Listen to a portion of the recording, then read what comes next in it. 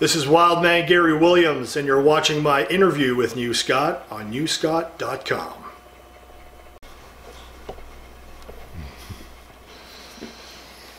All right, I'm back here with another New Scott interview, and today I have Wildman Gary Williams in his studio condo, and Cooper as well.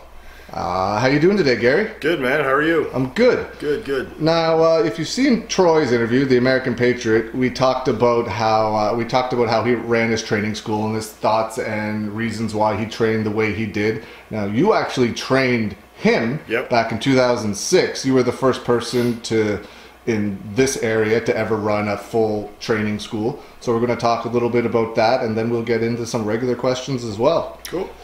So why did you decide to start the Wildman Academy back in 2005? It was just, I mean, at the time there really wasn't that much local talent. There was just a very small amount, and a lot of people were asking, where do I get trained for wrestling? Where do I get trained for wrestling? I had these questions all the time. And at that point, I had just moved back from out west. So, I was just looking to do something a little bit different because wrestling was a little bit slow at the time down here. And I just thought of, training some guys, and just kind of went on and did it. You didn't own your own ring at that point. I don't think you've ever owned your own ring per No, that se. ring. How did you go about getting a ring for it? That's a funny question, because I needed a ring, obviously. Yeah. And then, however it happened, Scott Savage said, "Oh, I've got a ring in my garage. It's been there for I don't know how long, and I'm not even sure." It wasn't actually in his garage. It was set up outside his house. Yeah, like when I picked it up, it was in his garage. Oh, okay. So he did take it down. Yeah, probably because you were coming to get it. Probably. So anyway, I just I don't even know. Like I heard the ring was originally Al Zink's. Yeah, it was. Like back in the So I went, got that. Had to do a lot of work to it. I had to get new ropes, of course, and just put a few $100 into her, and that's where the ring came from. And how did you go about finding a place to train people? Just looked around in the ads, man. Yeah, it's. Was Kijiji out in 2005? It might have been. I don't even remember. It was essentially in someone's backyard in their garage, right? Yeah, it was a guy by the name of Al Bryden. Yeah. He had a bed and breakfast. It's right on Heron Cove Road, and I forget if it was Kijiji, if that was in existence in 2005, or just in the newspaper or whatever it was. But I found, actually, now that I think about it, I think it just dawned on me it was in the newspaper. Okay. And it was a garage for sale, or for rent. Right. And went and looked at it, and I was like, you know what, this will work. So I just needed something big enough, and it was a good space. So he just had an ad out, like renting his garage. Just renting garage for whatever. It's funny. The first time I took Heather there, because when me and Heather started dating, I was like, well, I can go show you this wrestling ring, right? And when we pulled into the driveway, she was like, "Is this Al Bryden's house?" I'm like, no way. Yeah, she's like, I was friends with his daughter growing up. She's like, we spent so much time. Yeah, because if it's the same one.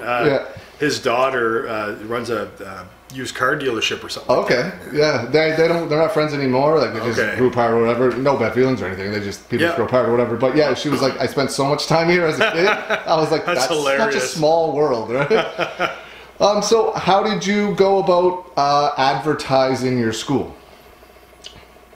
Jesus Christ, so I don't even remember. I didn't really have to do a whole lot of advertising at that time, especially for the first class. Yeah. Because just the interest was there. It's one of the reasons why I decided to do it. And I think, man, I can't even remember social media was around, obviously, but I don't know. Not like it is now. It was like websites. Yeah, it was more, but as far as advertising goes. You didn't really have to do anything? Not really, because I just had to, respond to my emails. Right. I'd usually be getting some. You ended up with 4 students. But how many would you say emailed you that wanted to take part in that first class? What happened to all the others? Yeah, I mean, the first class that I had, I think how many guys did I have? Five? Four, yeah. Four, Jeff, Tommy Osborne, Damian Spades, Chris Madison, and Aaron Haggerty. Right, and I think I can't even remember if there was more that were I don't think so. Yeah. I think the guys that committed to it, like as far as, if it's somebody said they were, it was like a long time before, like I was aware of it. But I think as far as I remember, the guys that said they were going to do it, they showed up and did it. Do you remember what the reactions were when they contacted you to become a professional wrestler, and then they walk into a garage in Spryfield and see the ring set up for the first time? Do you remember what they? No, I mean, I never really paid close attention when they walked into like their facial expressions. I really didn't give a fuck. But I never had anybody, not even once to my recollection, complain or like be, disappointed or and obviously I didn't look disappointed, never said nothing. So, but yeah, I think I never got any negative feedback. But mind you, it got pretty cold sometimes in the winter time. When the furnace didn't work. Yeah, especially when you ran out of oil on the ring.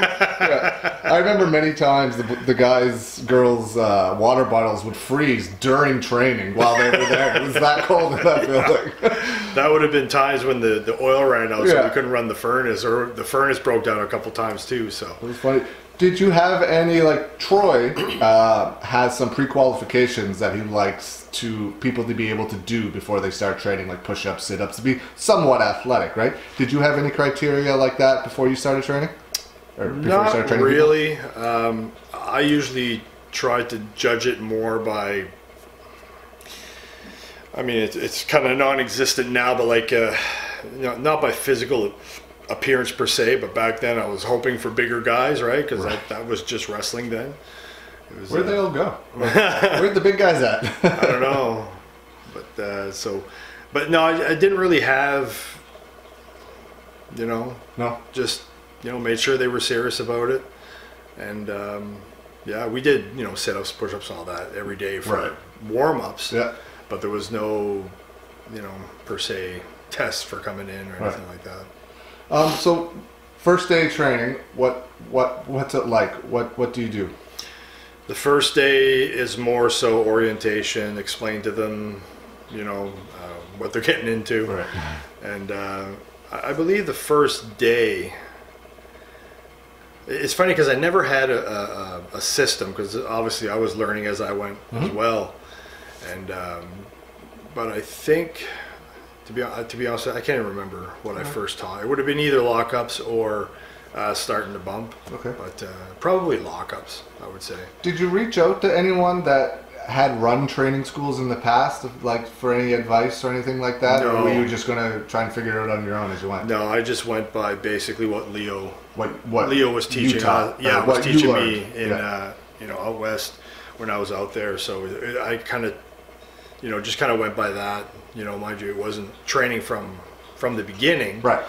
But just kind of went with what Huber Gallant taught me from the get go. Yeah, and then makes sense. Yeah, what Leo. So just I figured, well, that must be the. I mean, yeah, if you're going to take from two guys, and that's the thing. It's good two guys. To be honest with you, there's no pro wrestling training manual, right? Right. I think everybody does it different. Yeah. Probably in a whole, as far as like, it's generally the same. You're not going to start learning moonsaults on your first day, kind of thing. But you just start with the basics. Probably be surprised. Yeah, I'm sure. Yeah, I'm sure that's what the WWE PC is trying to do now. Make a manual on how they want their guys trained, right? Yeah. But that's really new. Yeah, but it's basically you just taught them the foundation. I don't think it mattered really which specific order. Whether they learn lockups or bumps on the first day. You're going to learn it. Just don't teach them how to run the ropes on the first day. You got to start from the beginning. Any kind of, like you said, foundation. The basics, the headlocks, the lockups. That kind of stuff. So as long as you start at the bottom, work your way up, you're good. When they start bumping for the first time, and not necessarily your first class, but you can talk about them if you want. When anybody takes like their first bump, it's a completely different reaction because it's not something your body is made to do. It's the complete opposite. Yeah. How do you go about telling them that, okay, you're going to throw yourself at the floor as hard as you can, and then be okay with it? I mean, obviously they know they're going to do it, but how do you explain that to them? It's funny because one of the things that I despise teaching is how to bump. Right. It wasn't so bad at first, but towards the end, I mean, that's one of the reasons why I don't train people anymore too. I just start getting on my nerves. I'm a very patient person, and I enjoy doing all the training, but for some reason, like the last couple of training sessions that I did, I wasn't fully into it. I didn't give my 100%, and I thought, I got to stop doing this. I'm not going to, do this 110%. It's not fair to anybody for me to not half-ass train them, but I'm training them 70% of the time and somebody else is doing it 30. So I just figured I'm just gonna step back and step away from it. It's just not for me anymore. But I mean, I'd still do it, but my ideal thing is what I did for one class with like Greaser and James and all these guys is they're already taught how to wrestle. They just need to be polished up, okay, that you're doing that, okay, but this is how you do it properly, kind of thing. I really enjoyed that. Yeah. Do you have a problem with guys like that saying that they were fully trained by you? Because there's like 10,000 wrestlers in the Maritimes that claim to be trained by Wildman Gary Williams. They never actually did a full Wildman Gary Williams class. Like, do they ask you if they can say that, or is it something they just do, or is that something you have an issue with? I've never been asked, like, oh, can I say that you train me? Like, I mean, I think, and I take absolutely no offense to that. Yeah. I mean, the guys that... Because I've done interviews with people that have claimed to have been trained by you, and I'm like, I was there for every class for like 3 years. I have the video footage. You were not there, and so like, what do you think of that? It goes on, right? Oh, absolutely. Yeah, okay. Guys like Dylan Powers, for instance. Yeah. I trained him. Yeah. According to him, I trained him. Yeah. And it's like, well, technically no, but he spent more time at my school than probably anybody. Right. You know what I mean? So he was always there, and so he gives me credit for it. I have absolutely no problem with that. Okay. Like it doesn't bother me whatsoever. Some of the guys. I usually turn that off. That's your alarm for. That's my ringtone for my mom. The alarm. But yeah, it's. I have no problems with it. No. If I don't even know this person, okay, I've got an issue with it. But guys like Greaser and James and Dylan and stuff that say they got trained, they spent so much time that it's doesn't bother me. Right. So back to the bumps. How do you get them to do it the first time? And what's generally the reaction? I mean, a lot of them smash their heads. The WWE now has them wear like those sponge helmet things when they do it, which is smart. Which is a great right? idea, especially nowadays. With everyone's like, oh, that's because they're pussies. No, they want to save their brain. Exactly. I mean, they want to have a longer career. With all the new research, right, with the concussion thing, and back then that answers a lot of questions in my fucking case today. 100%. Like there was no information on that. No, nothing. None. Right? Nothing. It was if you didn't smash your head, it was a bad thing. You know what I mean? I know. Yeah. It's like it's like I always say, like the chair shots that we used to take, for me was like if I got a chair shot and I just felt it, took a bomb, I was like that wasn't a good one. But if I saw that big flash of light and the stars, I knew that was a good one, right? And that's what I wanted. And I took a lot of chair shots. No, not in the Mick Foley range, but I took a lot of them. It's a fair share. But I mean, apparently now when you see a big flash like that, that's the signs of a major concussion. Yeah, that's a bad thing. I'm like, really? Yeah. I was like, oh, okay. I was looking forward to those. Everybody used to make fun of The Rock for putting his hand up. Yeah. I was like, he was smarter than everybody else.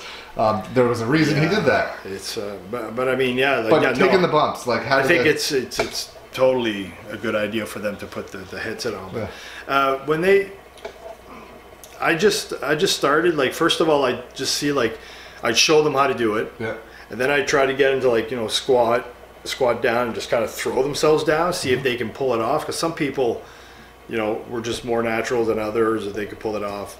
But then eventually, 9 times out of 10, I had to do get somebody get on all fours.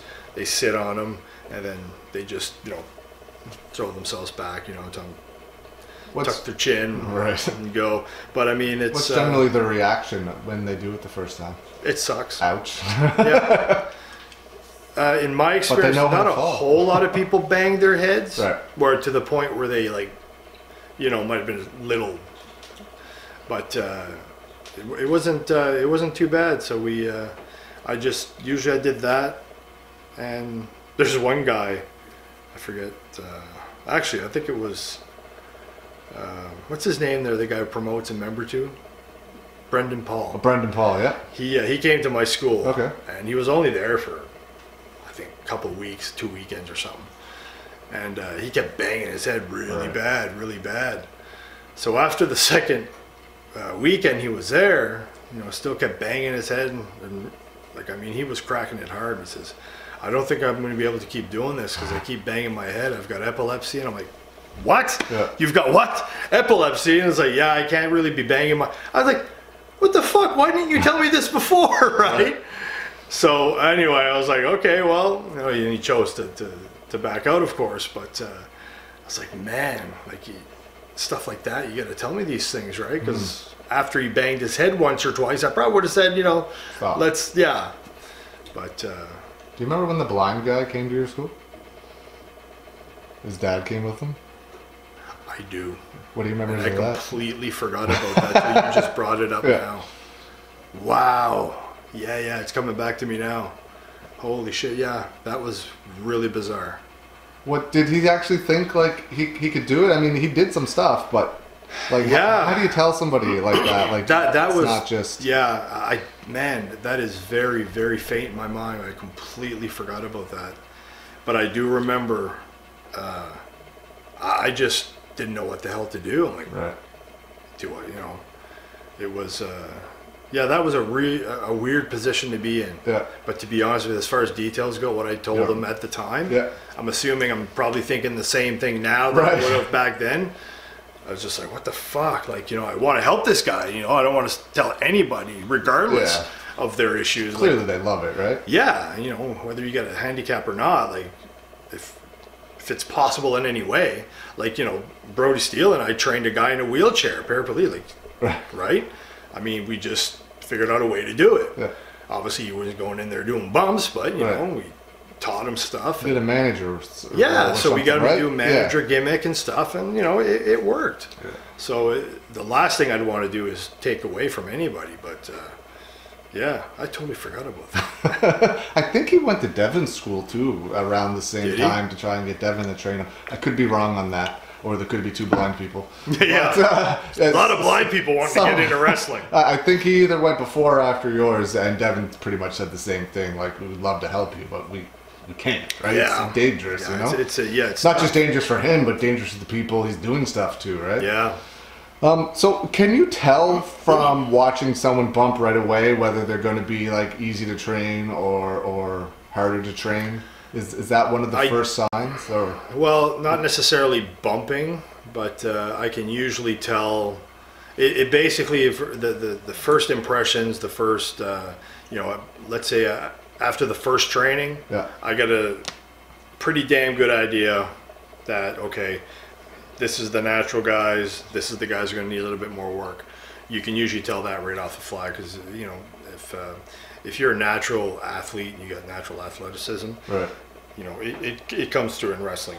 There's guys like Jeff, who had no training and he came in and caught everything instantly.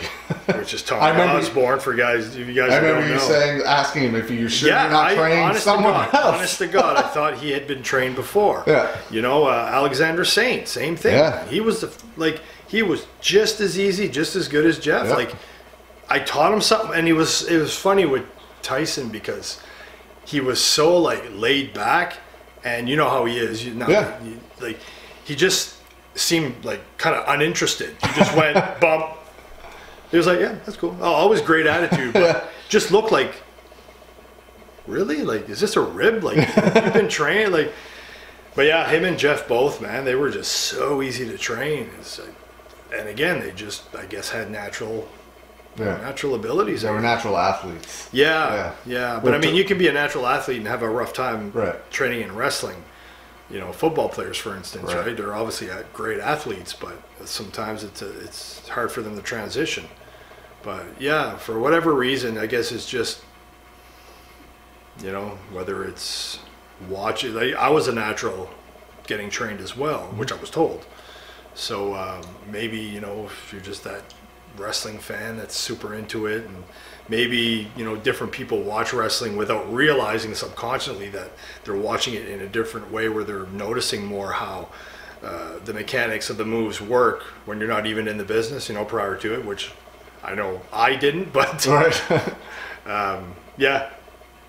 How early on in the training do you start talking to them about diet and nutrition and going to the gym? Because that's an extremely important part of it. I usually don't. My thing was, and you know, some agree with this, some don't.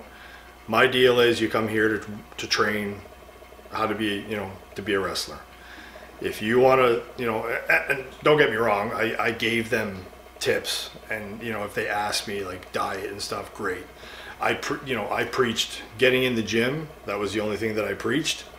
But outside of that, you know, I didn't offer anything unless they asked me, because I mean, I'm not a dietitian. I'm not, you know, so I was there to train guys how to wrestle, and that was it. You know, for me to sit there, like, that's why it was a good thing that Tony was over there. Which is funny that's and the just, guy that, you know, getting him knows just, it all. Oh my God, blow them up and put him through all this. He was 400 pounds. Yeah, exactly. Made a fool of everybody that tried to keep up with him.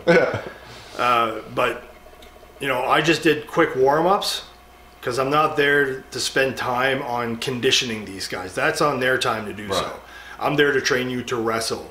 You know, so get in shape outside of, you know, and if you're not in shape, well, you're just going to suck more than the rest. And that was kind of my thing. I was just there to train the guys to wrestle and not anything else. But if they came to me for, you know, advice or help for diets or whatnot. Do you think that that's part of what's lacking with today's wrestlers? The fact that they're not in the gym, or not dieting, or not trying to better condition themselves? Well, for the most part. I mean, there's some of them, obviously, that, you know, they probably have never seen inside of a gym. You know, some people have natural bodies that, you know, they look like they work out. Yeah. You know, so they can kind of get away with it, you know, if they have, you know, a lot of talent in the ring. Not taken away from training, because it just strengthens you and it makes you stronger, and you know, I think probably prevents you from getting a lot of injuries. Just toughening up your body and getting that the muscles in. But anyway, yeah, it's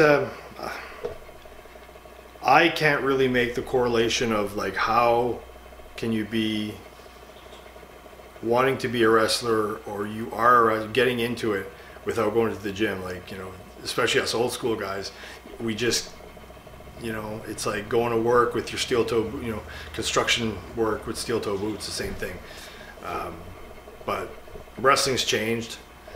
It's not, you know, you see a lot of guys that are, you know, skinny, don't have a good body, and they still get bookings and they get some work. So yeah, it's not a big man's game, and no, not like it was before. Not like it used to be. I think the big man still has the advantage. 100%, because there's so few of them now. That's just it. It's become almost a novelty. Yeah.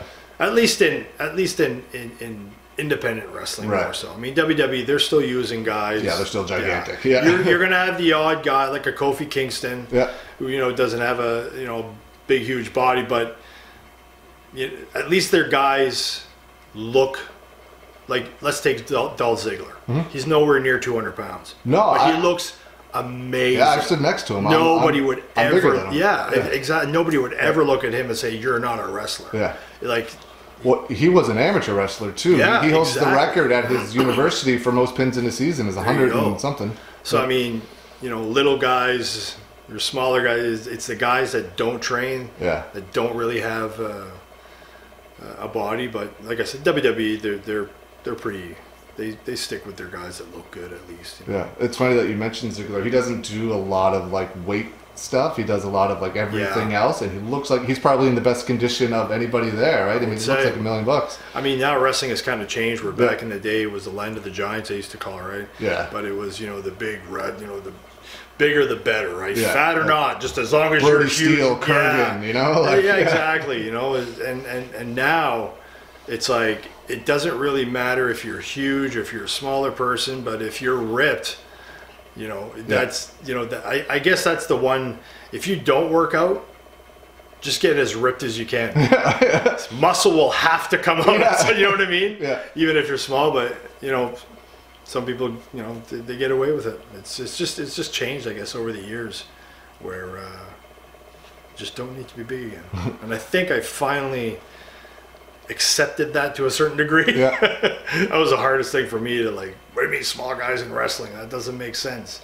Because it was so hard for me to get into wrestling. At 200 pounds, you had to wear 3 I wasn't sweaters. big enough. Yeah. So that's it. I think that's the thing. It's like, well, fuck.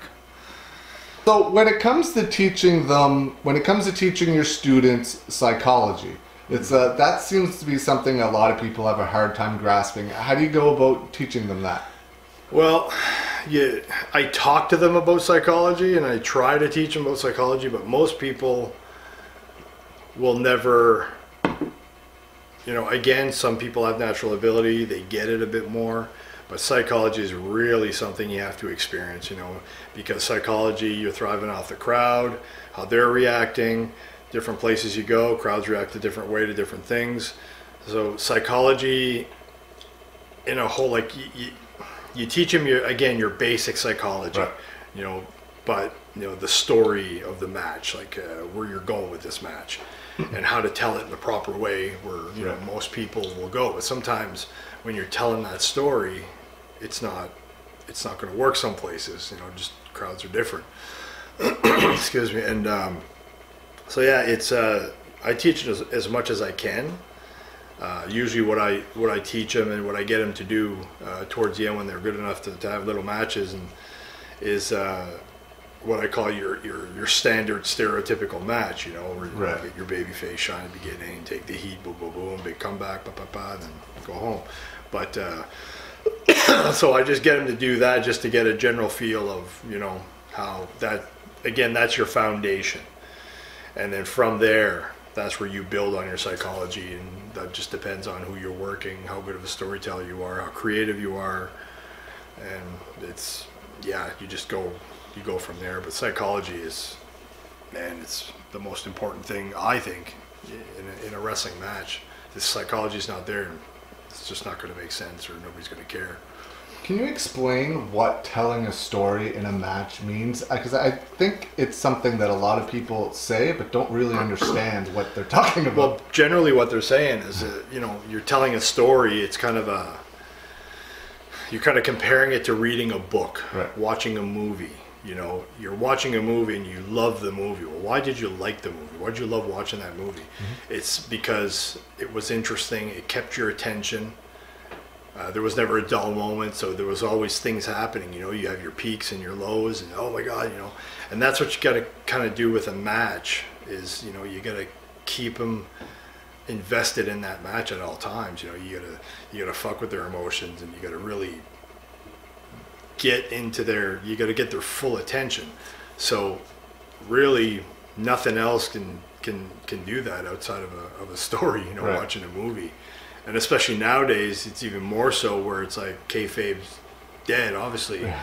So now you really got to, again, we always make the comparison to a movie. You know the movie's not real. You know they're not really blowing up buildings, or they're not really dying and coming back to life, right? So you just, you know, you just suspend you know, you just go in there and try to, you know, we don't even have to try when it comes to a movie.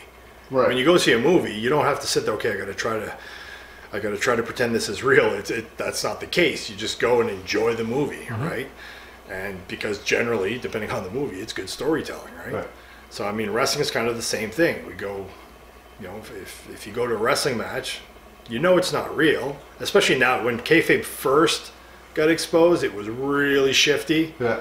Which probably explains why the crowds are pretty screwed up at the time because I think a lot of the fans were confused and kind of, okay, what do we do now? Yeah. You know, this is exposed, so do we still follow it or do we ditch it, right?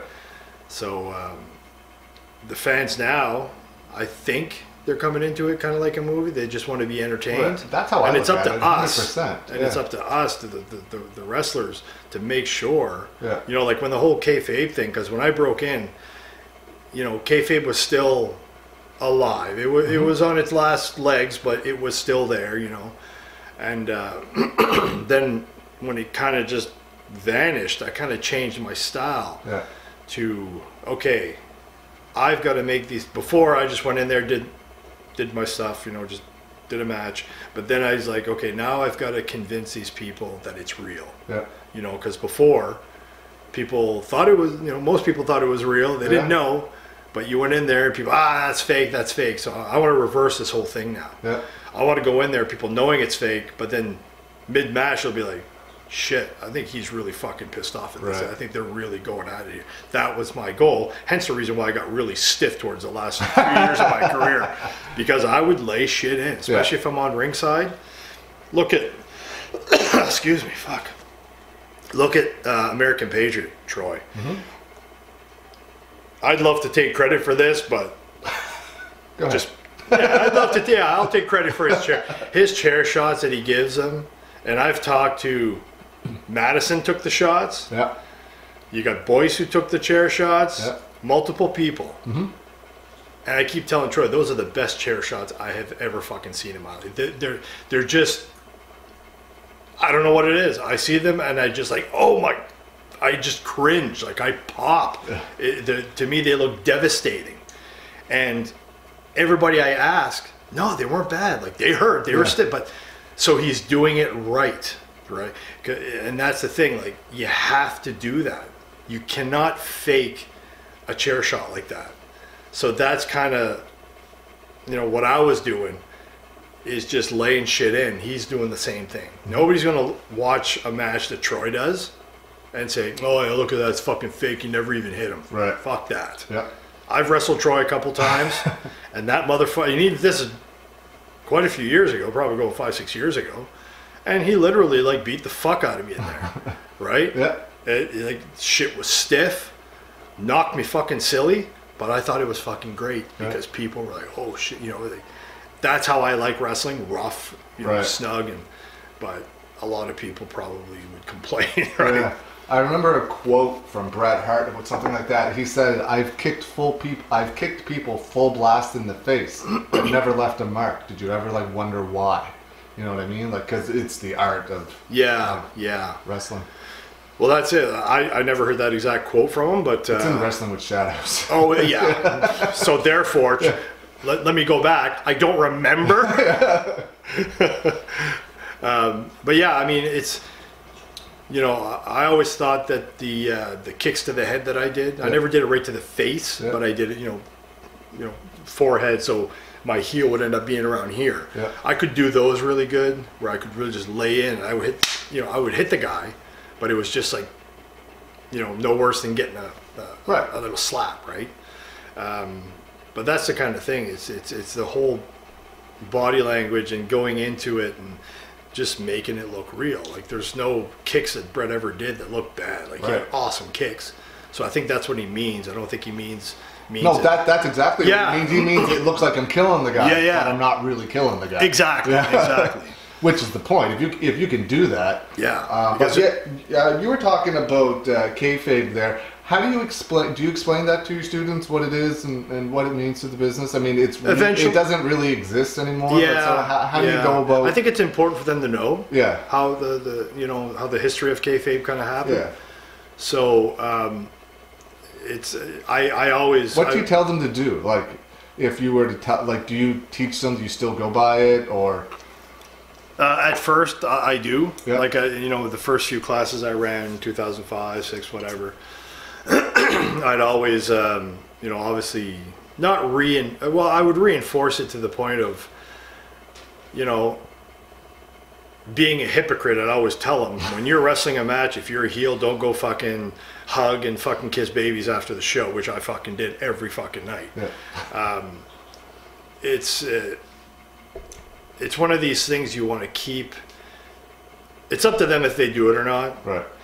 If I did it all of my career. Most times when I was a heel, I'd go afterwards, and talk to people, blah blah blah. But if I would have done, if I would have still used the kayfabe to a degree where I didn't go out and talk to people afterwards, my social life would have been less exciting. But I think my character would have been so much like, look at Cuban Assassin. Yeah. Now of course he was his entire life, but to this day, call him old school, call him Leo Burke will go mingle with anybody after the show. Well, mind you, he was always a babyface, but if Cuban is working as a heel, you will not see him chat with anybody outside of the boys, and you know what I mean, because it's sacred to him. Like you just went in there and pissed everybody off, and they hate you. Why the hell would you go? Yeah. It destroys your image. Right. Look at, I think nowadays, nowadays the only person that I know of, I mean, I don't know what goes on behind the scenes with WWE and stuff. Brock Lesnar. I was just going to say, you never see that guy. I'm assuming, and I don't know. People assume he's a dick, but maybe he is, maybe he isn't. That's the point. That's the point. Like, the fact that Vince is using him right, like he did with Hogan, 100%. Only bring him up to the. Yeah, I agree. It's unheard of. Perfect. It is. Yeah. And the thing is, I don't know Brock. I've never met the guy, but I'm pretty sure he doesn't go mingle and hug people after a show. 100%. I don't even think he talks to the boys. Like, half the boys thinks it's a fucking bullshit. Yeah.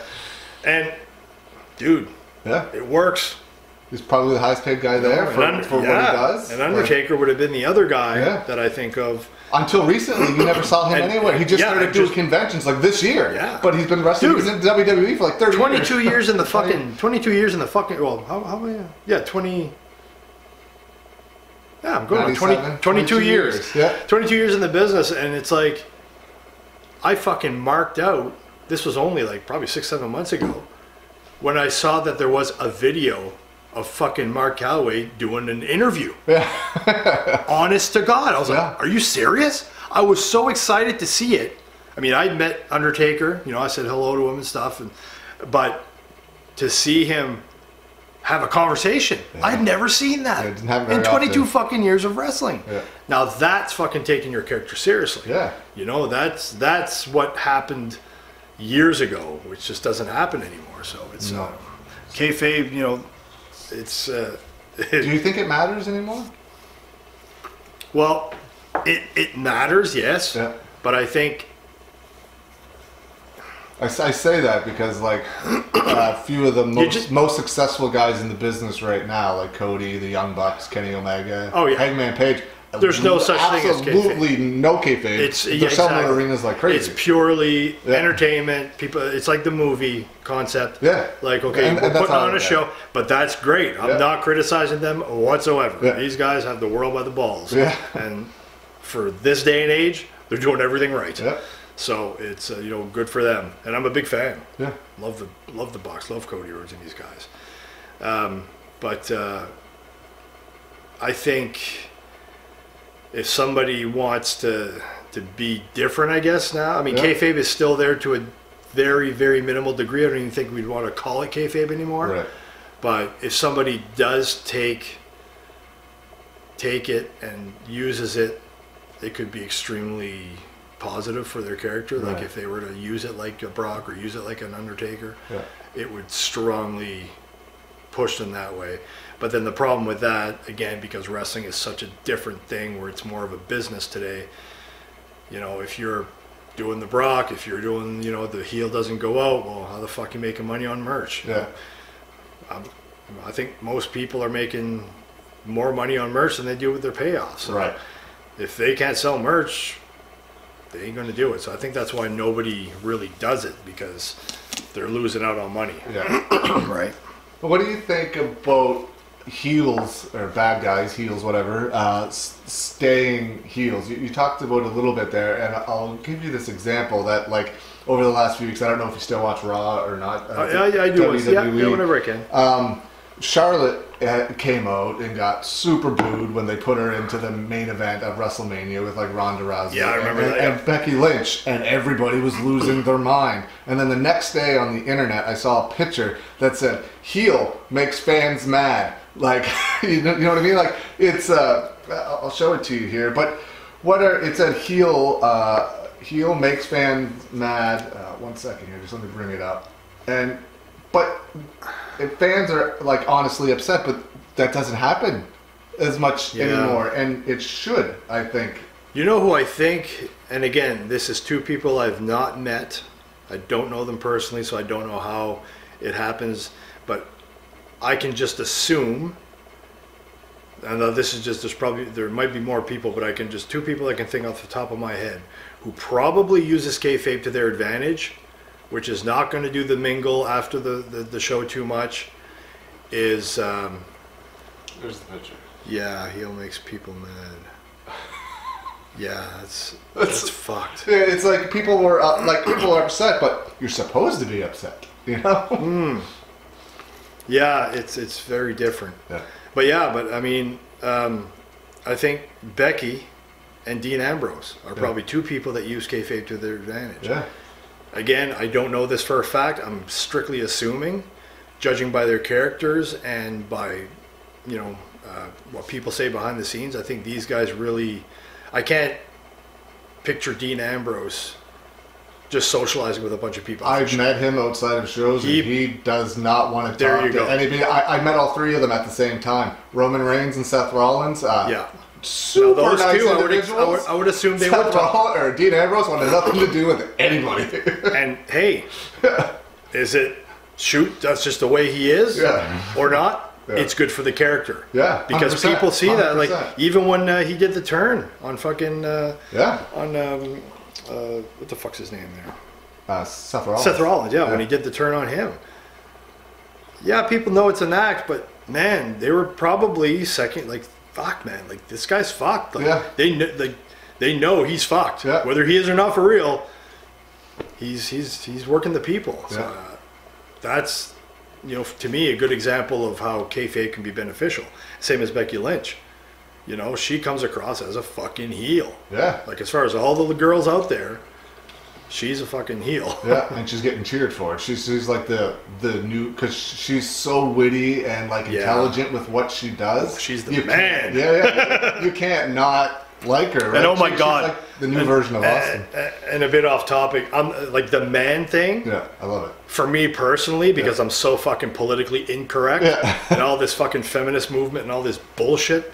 When she went out, I can just picture all the feminists now. Why is the girl calling her? We're empowered, and she's destroying it, calling herself a man. We're equals. And she's calling herself the best. Is what it is, right? Exactly. But the fact that she's using the man, man, hats off to her. It's genius. It is, man. Yeah. But yeah, it's... so, I mean, I guess those are just examples of how kayfabe can still work to your advantage and be beneficial for, it just depends if you're going to use it or not.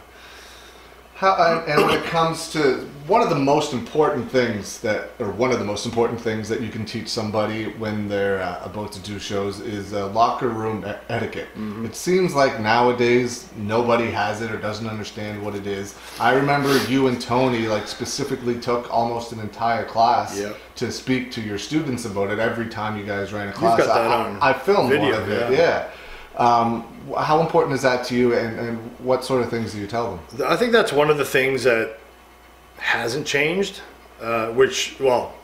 it's changed because when kayfabe went away, the etiquette kind of went away a little bit. Some of it. Mm-hmm. I personally think, in my experience, etiquette is still good. Yeah. Most people, I'd say good 80% of people will come, shake your hand. I think you can really tell who trained you by your proper etiquette or not. Who I trained? No, in general, you can tell how well someone's trained by how their etiquette is. I mean, etiquette, that can make or kill you right from the get-go.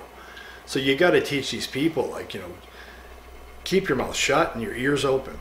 I mean, this is just advice that I got from, reputable people, from guys like Bad News Brown you know, Rick Martel and guys like that, Rip Rogers, that, you know, they've been there, they've done that, and they tell you, like, this is how you've got to be. You know, I always use Flesh for an example. Flesh Gordon? Yeah, Flesh Gordon, man. He's the most insane, craziest fucking maniac I've ever met in my life. That guy is fucking out there. Yeah. Like, love the guy to death. I'd love to spend every minute of my fucking days with him because he's so fun to be around. Yeah. Like, it's always, but it's just, it's ridiculous the shit he does in public. Like, he just doesn't care. Yeah. But when I first met him, when he first came to the locker room, was it Real Action or AC? Grand Prix? Was it Grand Prix? Anyway, regardless he worked Grand Prix for the first show, Grand Prix show I went to. But regardless, the first time I met him in a locker room, he never said a fucking word. Probably would have been Real Action for you. Probably, yeah. So he was just sitting there. Yeah. This big fucking jacked up guy. Like, what the fuck? Who's this guy? Yeah. He was a walking billboard. And he'd come up. Oh, how you doing, Paul? Like, that was it. Yeah. Didn't say a fucking word. Thinking back now, I'm like, holy shit. Like, this is the most loud, boisterous, fucking insane guy I know. Yeah. But he knows etiquette. Yeah. If he goes in a locker room and he doesn't know anybody, he sits down, keeps his mouth shut, and once he knows people and gets comfortable with them, boom, then he's, you know, himself. But you have to, you know, you don't want to rub people the wrong way. You know, the shaking hands and hugging everybody individually, that fucking annoys the shit out of me too. It's good to go to people and just, you know, it's just, I just get cranky in my old age, I guess, but you know, you have to have that etiquette, you know. That being said, where it kind of annoys me where I got to go to everybody and, you know, where they come, I don't mind, don't get me wrong here, but if there's 2 people in the locker room or 3 people, however many guys are in the locker room that I don't know, and they don't come introduce themselves to me, I lose respect for these guys instantly. It's not an ego thing. It's nothing to do with that. It's the fact that, and it's not like I'm sitting here, hey, I'm a veteran, you should be, no. I'm fucking nobody. Like, it doesn't fucking matter who I am. It's the fact that young guys should introduce themselves to anybody that's backstage. And, you know, these guys obviously, again, the last thing I have is a fucking ego, but they know who I am. So come introduce yourself. That's proper etiquette. So obviously somebody didn't teach them to do that. You know, it's because when it happens, it just kind of rubs me the wrong way. I say, fuck, these guys should introduce themselves. I don't even know who the fuck these guys are. So it's I think it's very important even to this day, you know, just learn how to not act, you know, behind the scenes and stuff. You'd think it's pretty much common sense, but it's you would not, think. really. You would think. I mean, it doesn't seem to be for most people. You would think, you know. I mean, from my experience, you know, my entire career, it's, you know, whether you're an introvert or you're just a weird guy or you're up, you know, fucking, you're a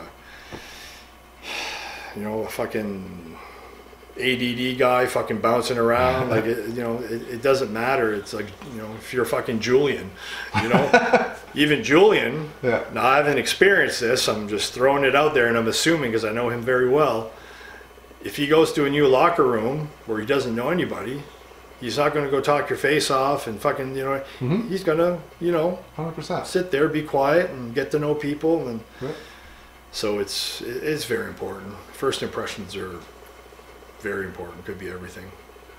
When you get to the point that your students are ready to have matches, like in practice at the training school, how do you get them to put their matches together the first time? Well, I keep it very simple, you know, especially when they're first starting off. And of course, at this point, I would have taught them my basic generic match. You know, that's what I let them do, just a very basic. You know, have a little bit of a heat in there, and you know, as long as you get, you know, some heat, you'll come back and go into your finish. You know, just start them off from there, and then they can kind of pick up from there and just, you know, evolve from there. But that's usually what it is. Just keep it very simple. What would you tell them like things to necessarily like stay away from and during a practice match, or is it just what? I don't tell them prior to what to stay away from. Do you let them put it together themselves? Yes. Yeah. Yeah. You know, a lot of times they'll come and ask, like, can I? And I'll say, just put it on yourself. And what I usually do is during the match, I let them do their thing. I don't like stop. I'll do it afterwards, but the first few times I'll let them just, you know, I'll just say 5 minutes. Go in there, do a little 5-minute match, boom, boom, boom. And so I let them go in there and do it. And then after that, then I say, okay, this is what you did wrong. This is what you could do better. This is what you shouldn't do. And then sometimes I'll say, okay, the week after, or maybe that same day, I'll say, okay, do another match, but this time I'm going to stop you during your match, right? Just so I think sometimes for some people it sinks in more, you know, like they'll go in there and I'll just stop them for whatever reason, and I'll say, okay, you shouldn't do this now because you're the one, you know, whatever the case may be, you're selling right now, he's taking the heat, so you shouldn't be doing all this stuff because technically you're hurt right now, right? But yeah, that's how I kind of go into it and try to. How do you know when your students are ready to have their first match in front of actual people? Like when your training class ends, do you just assume like you had 4 guys? Do you assume all 4 guys are ready at the same time? Or no, I don't assume they're ready. If I've done my job properly, they should be ready for a match, whether it's going to be, you know, very basic, not so good match, but as long, you know, for the most part, I actually, now that I think about it, now there are some guys that I haven't seen their very first matches because they just took the ball and rolled with it, like they just went off and did their own thing. Well, like Krista, we took Krista to Maine to have her first match. Yeah, that's what I mean. Like, you know, I never even seen that match. I don't think it's but for in my experience, haven't had a student that had a first match, and I was like, oh my fucking god, what are you? That's never happened. Luckily, you know, they're all like, you know, okay, cool. For first match, that was pretty good, you know. So, you know, it's. Luckily, I haven't had to deal with that. So. And how do you tell them or explain to them how they should go about getting booked by a promoter or a certain promotion or things like that? That's, you know, again, I'll tell them that's right. I tell them, you know, be nice to everybody. I don't give a shit if you can't stand the fucking person next to you, the promoter, or whatever the case may be. Suck it up, be nice to them, because if you start burning bridges, especially from the get-go, you know, that ain't gonna fucking help you any. Right? So I just tell them, like, you know, put your name out there. You know, if you're gonna go to a show, obviously these guys are gonna be looking for a match, so they're gonna, you know, I used to, I'll mention that after, but so I tell them, like, you know, go to the show, fucking offer to help, do everything, you know, set up chairs, fucking, you know, pour fucking fountain pops if you have, who gives a fuck, just do something, show that you're willing to help and do anything, just to, you know, but for most, I think, maybe except for the last couple classes, I used to guarantee them a first match. That was part of the training.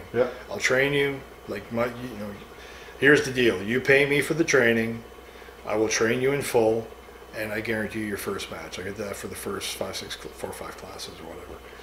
And I did, you know, so whether it was with IHW, like the very first class that I did was IHW, and it ended up being a tag. So the 4 guys that I trained went in there and did a tag. So perfect, and they had a fucking phenomenal match for a first match. I was like, holy shit. You know, yes, they got to go in there and practice the match prior, you know, at the school and stuff, but everybody still does that.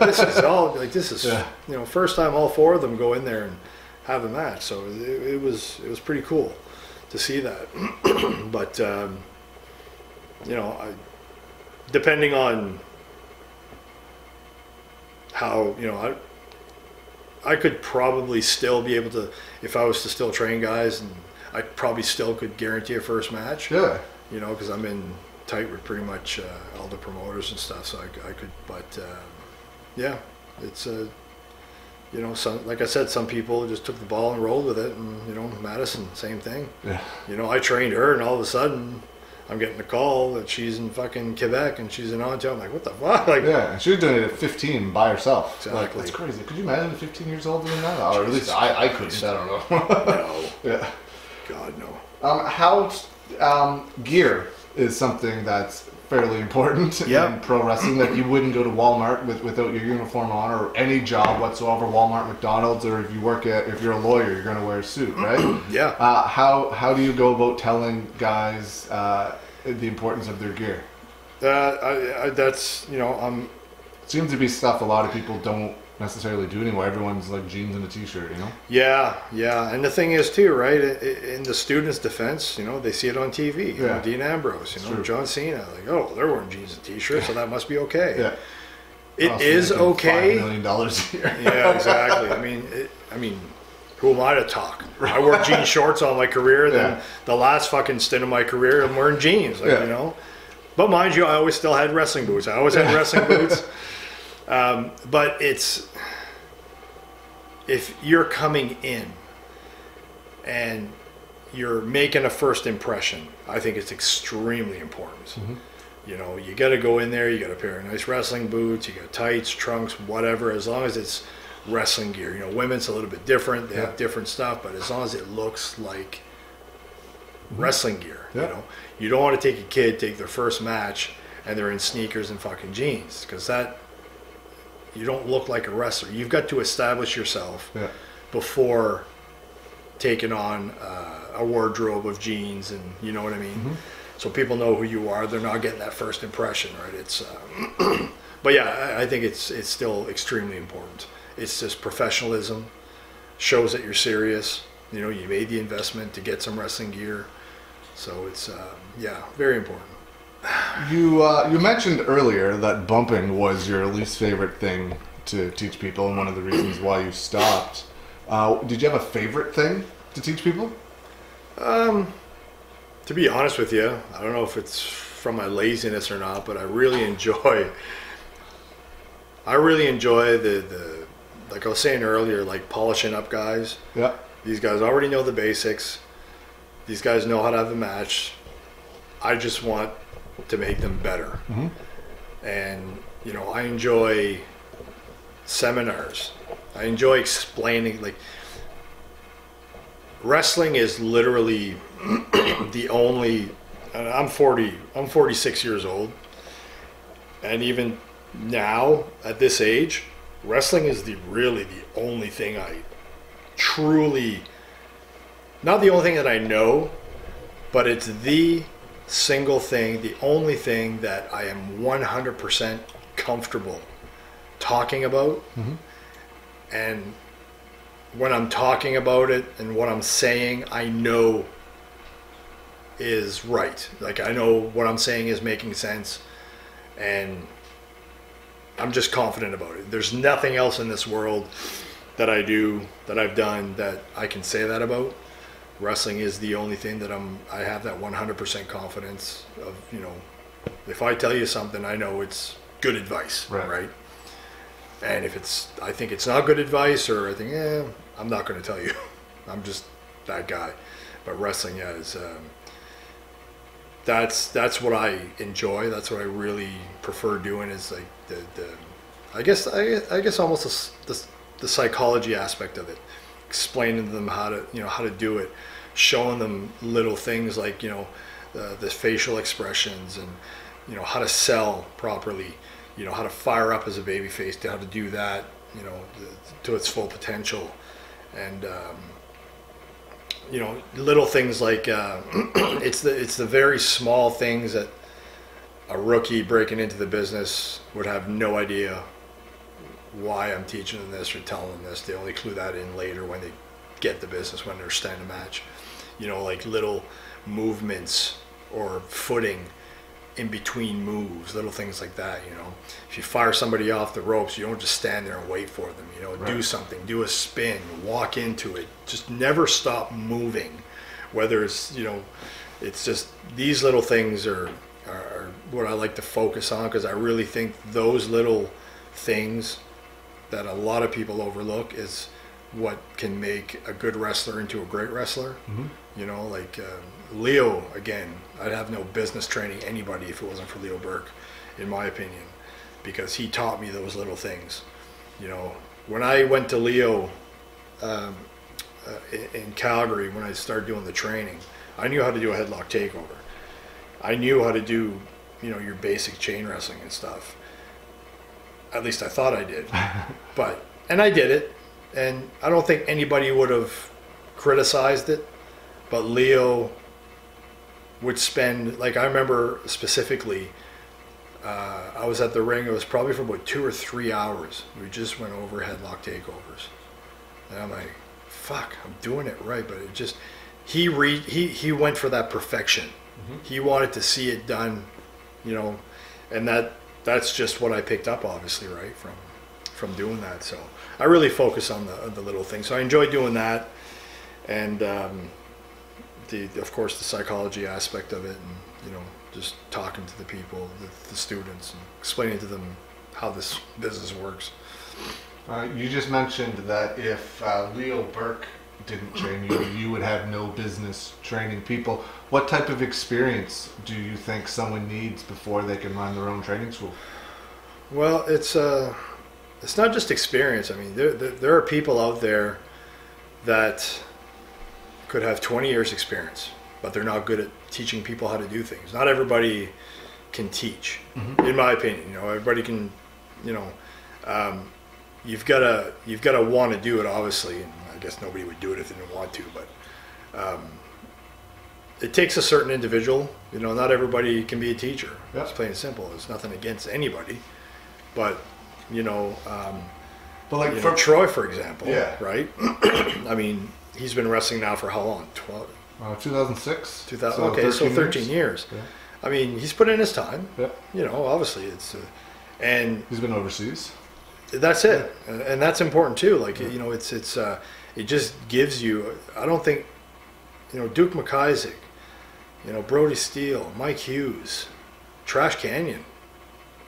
These, when they came back from Europe, Troy, of course, obviously needs to say, when they come back from a European tour, each and every one knows, like, Mike Hughes was the biggest change. When they come back from Europe, it's like, wow, they're so much better now. Their stuff is tighter. Their stuff is, you know, they'll always pick up a few little European moves, whether it's in their chain wrestling arsenal or not, that they do, and it helps their character so much.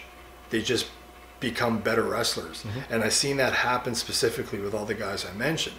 You know, Troy being another one. Like, it just, I don't know what it is. It just, probably a different style. Yeah, they do it more often too. Yeah, like, there's a lot more shows. But even if they only go for a couple of weeks or what the case may be, it's extremely beneficial. Yeah, you know. Now I'm sure Madison's probably, you know, I watched one of her matches on YouTube. Kay Harvey. Yeah, I watched that one. So, you know, I mean, I'm sure when I'm gonna watch her next couple matches, I'll be like, holy shit, yeah, I'll see right away she pick this up there.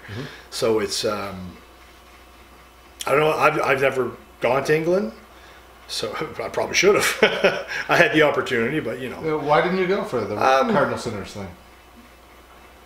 I don't know. No? The Cardinal, what do you mean the Cardinal? Like, they filmed some of it over in England when the Cardinal Sinners, didn't they? Wasn't part of it. They were going. There's pictures. Yeah, because well, maybe it wasn't for the show, but like Pete went over. Rick was there. Like, yeah, that's when Rick went over for the first time. Yeah, and they filmed. Was that for the show or no?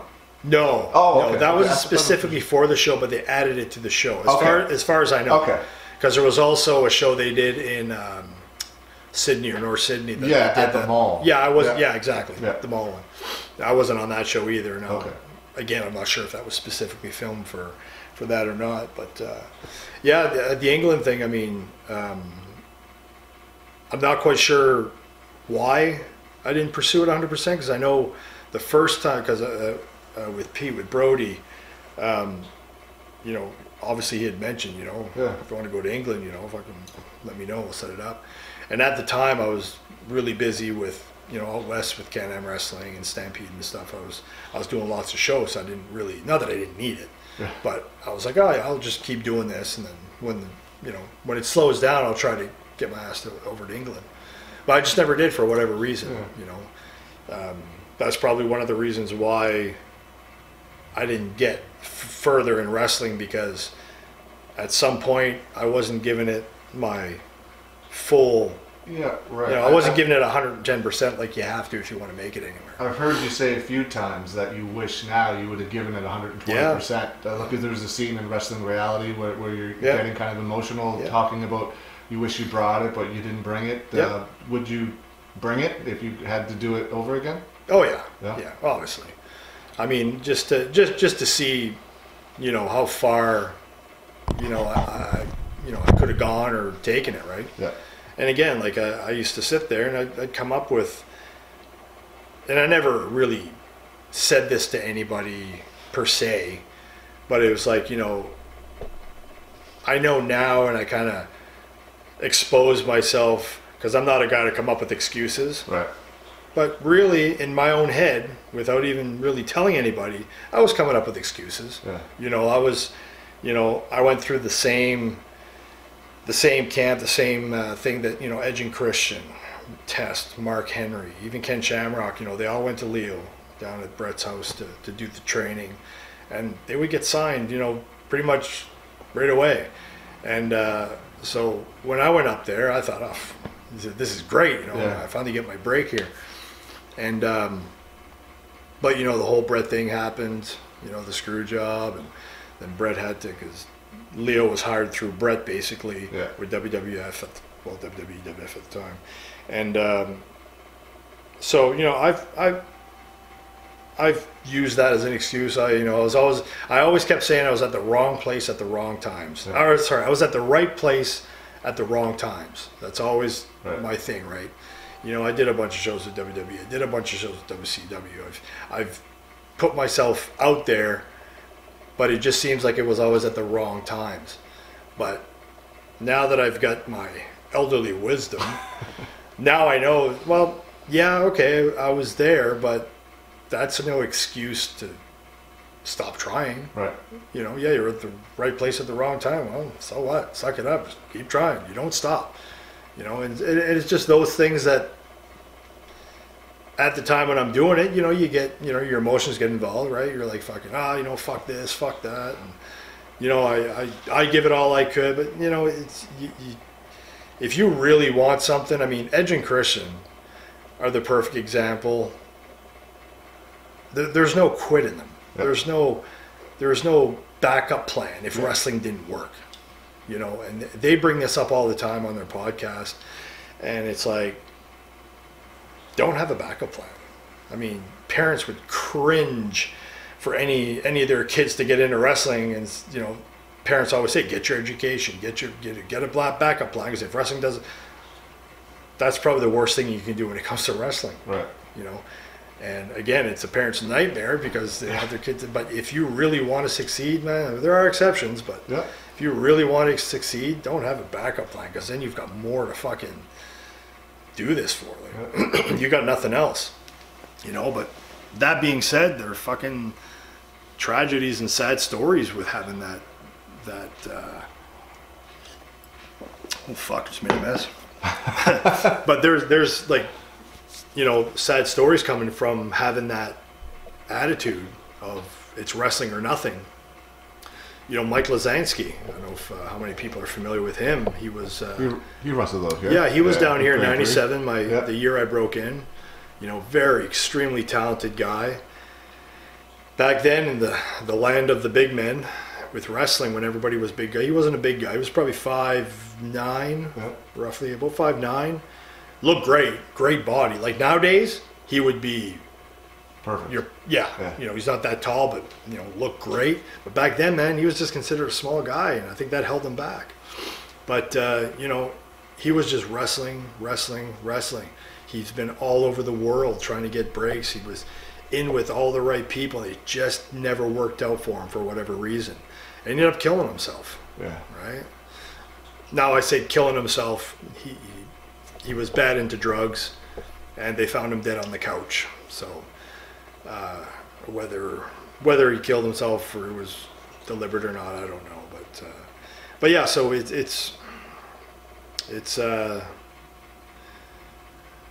crazy lifestyle. I mean, if you can have a backup plan and then give it your 100, it works for some people, I'm sure. But yeah, I definitely do it different if I could. It doesn't guarantee that I'd still make it, but I don't really. That's probably the only regret I have with wrestling, is just not giving it that full. And again, it's tricky because at the time, I really thought or convinced myself that I was giving it my all, right. Kind of thing. Looking back at it now, in regards to your training school, is there anything that you would have done differently?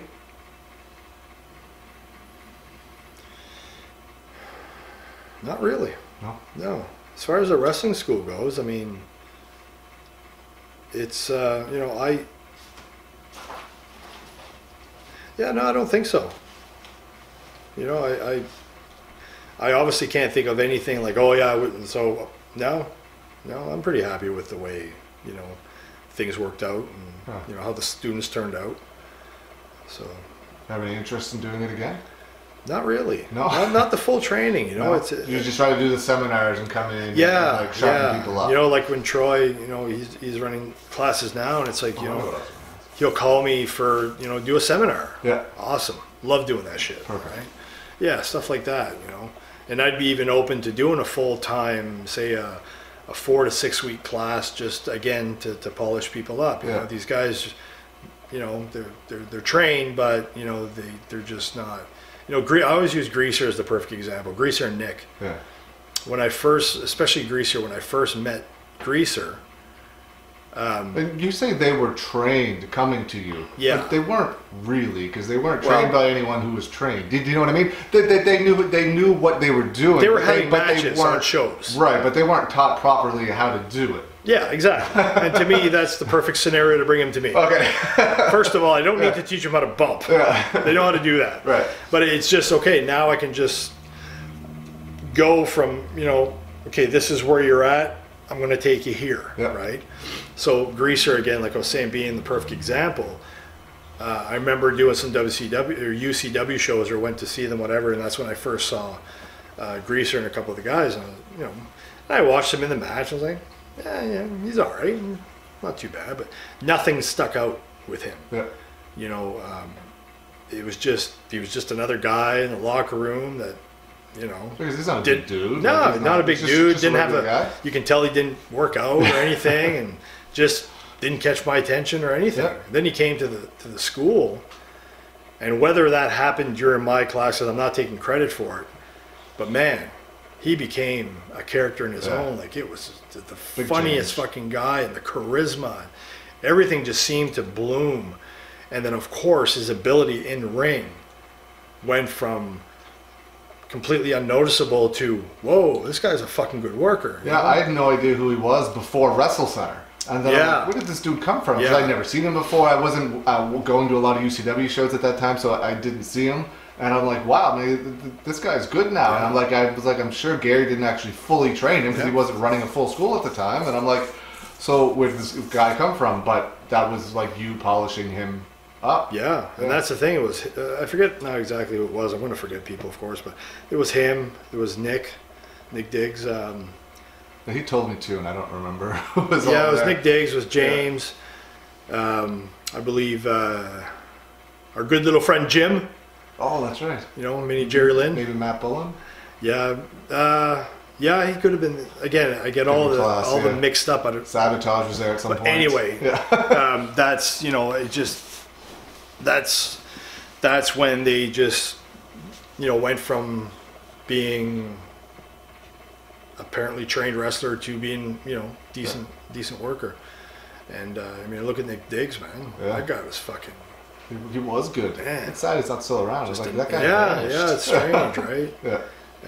But you know, it's just one of those things that, you know, like I said, I don't know, I can't take credit for his character because I don't have a creative fucking bone in my body, so I can't take. But you know, as far as the in-ring stuff goes, and we spent a lot of time. Like it was about three months. Yeah, I think so. I mean, that's what this is. Yeah, so I mean, it was pretty much a full training. And again, going back to the beginning of this interview, where you know they take credit for it. Yeah. I mean, that's why I don't have a problem them giving me credit for it, because it's, you know, I did do a bulk of their training. Mm-hmm.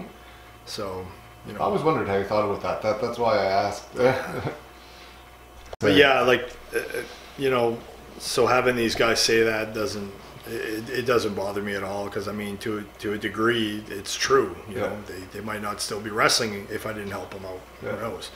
You know, but guys, especially like, you know, Chris Cook, Josh, and Andre and Steve Arsenal, these guys, like, they're the bunch from Truro that would come down, and they didn't even do full classes. They just came and I just polished them up, and kind of like with James and these guys, with Greaser, and I just helped them, you know, and they became better.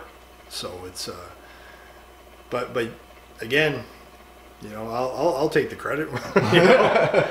It's as long as they're not bad, right? Yeah, exactly. I mean, I think when did James come in the picture? My memory's so bad. Like with you? Yeah, 2014, I think. 2013, 2014. When that was that at the same time as Greaser and these guys? I think so. I think it was. Yeah, because I think they it were was all right around the same time. Because Sabotage was there too at some point. Justin and Connors. Yeah, but they were trained from scratch. So. Yeah, right. I just meant they were like going through the same school. Come on. Madison would have been there too at some point. Yeah. Training from scratch, Yeah, Madison, that was later. Yeah, right. Like that was when because James helped a lot with that one too. In Dartmouth. Yeah. Right. Yeah, because one of them was at Titans, and then the other one was in Dartmouth. Yeah, like Greaser and all these guys, and James, that was all in Dartmouth. Yeah. So. Or no, that was at Titans. And then actually I only ran one class in Dartmouth. Right. That would have been the last one, I think. Yeah, that was the last one. Yeah, that was the one with Madison. Yeah. Did you by chance watch the interview I did with Charlie Winston? I did not. No, I didn't see that one. Okay, he talked a lot about his training compared to the training that goes on. Who trained him? The Page's father. Oh, okay. The Knight family at the WAW school over in Norwich, England. That's where he's from.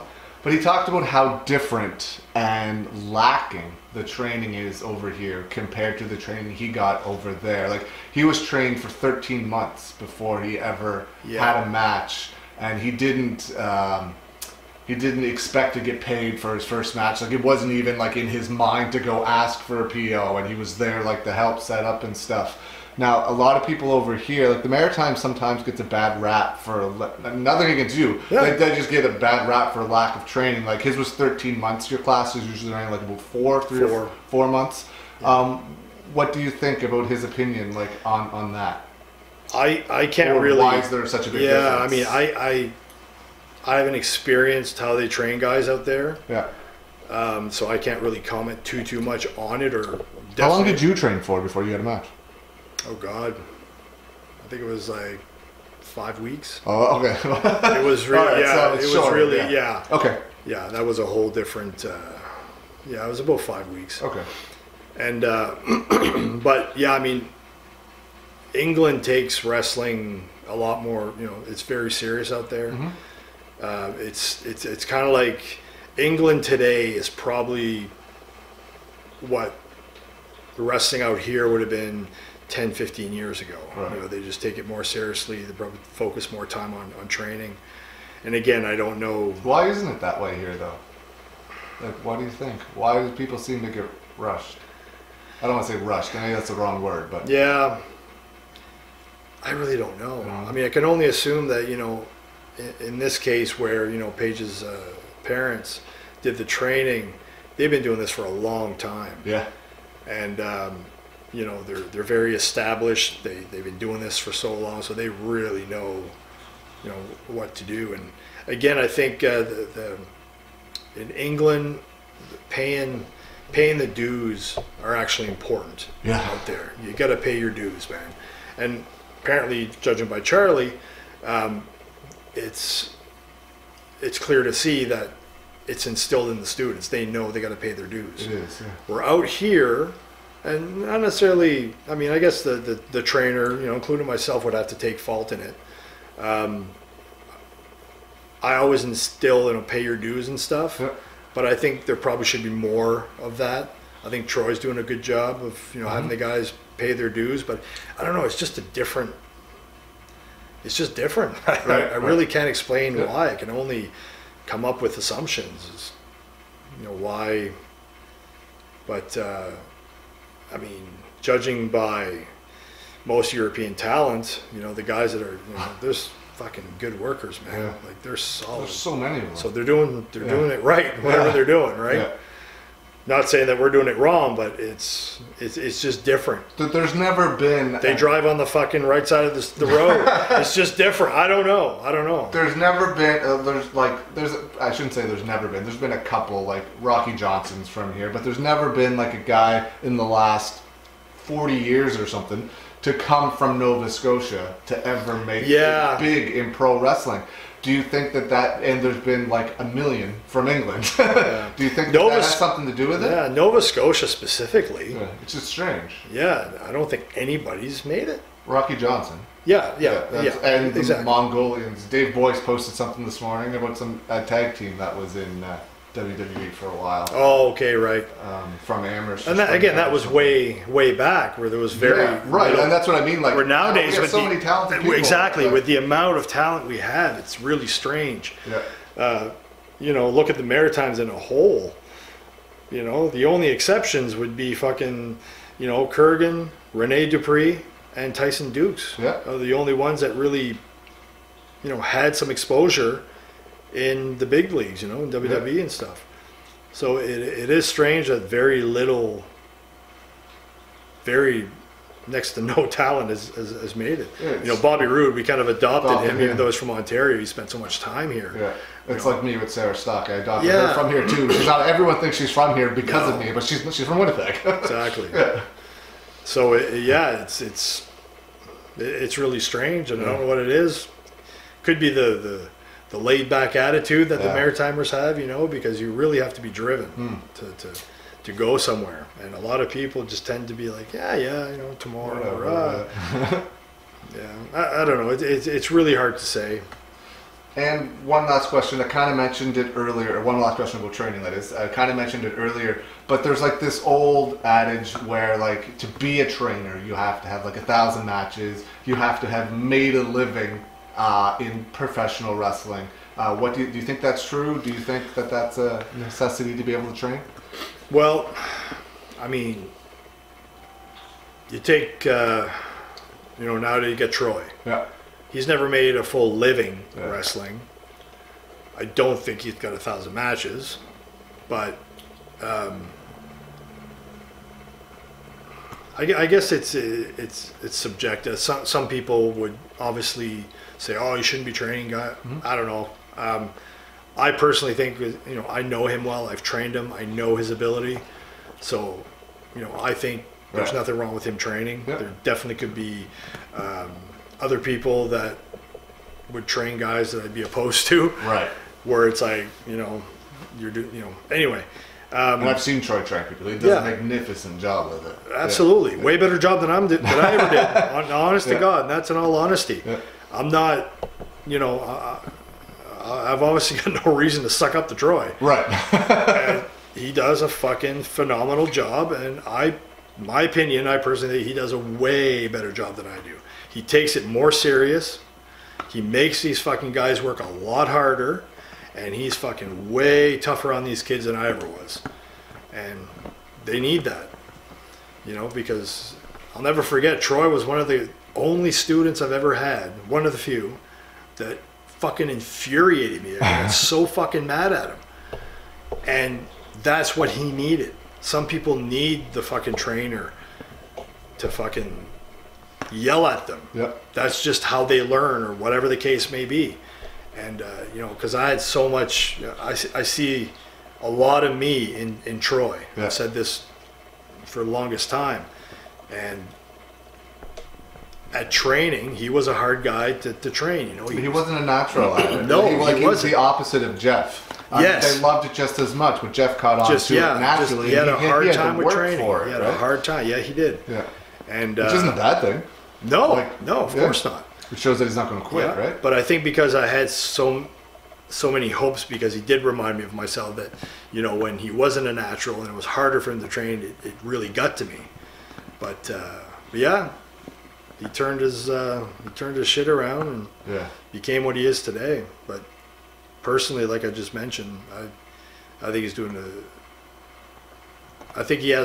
I haven't seen enough of his students' work to see the final product. They're good. And you can't solely judge on that as well. Yeah. I mean, you could have Shawn Michaels train somebody that's going to be the shits. It doesn't matter 100% who trained you. It's a huge factor. But, you know, not everybody's cut out for this business. But yeah, he's doing a phenomenal job. Yeah, I agree. Do you want to mention anything else with the training aspect before we move on to some fan questions here? Did I leave something you wanted to mention? No. No? All right. Let's see what we got. What we got for fan questions here. See if anybody wants to ask the Wildman. The worst thing is, like, I'm going to scroll through it someday with somebody and there'll be nothing there. Yeah. Because I don't read them ahead of time. James fucking hogged all of the questions. You broke James's record, though. You've got more than James. Oh, did I? Yeah. Holy shit. So here we go. Jordan Talbot. As someone who has trained so many students, who would you say is the student that really surprised you? That's a good question. Like, who was somebody that you didn't have a lot of hope for that surprised you in training and then went on to have a decent career or decent matches? Yeah.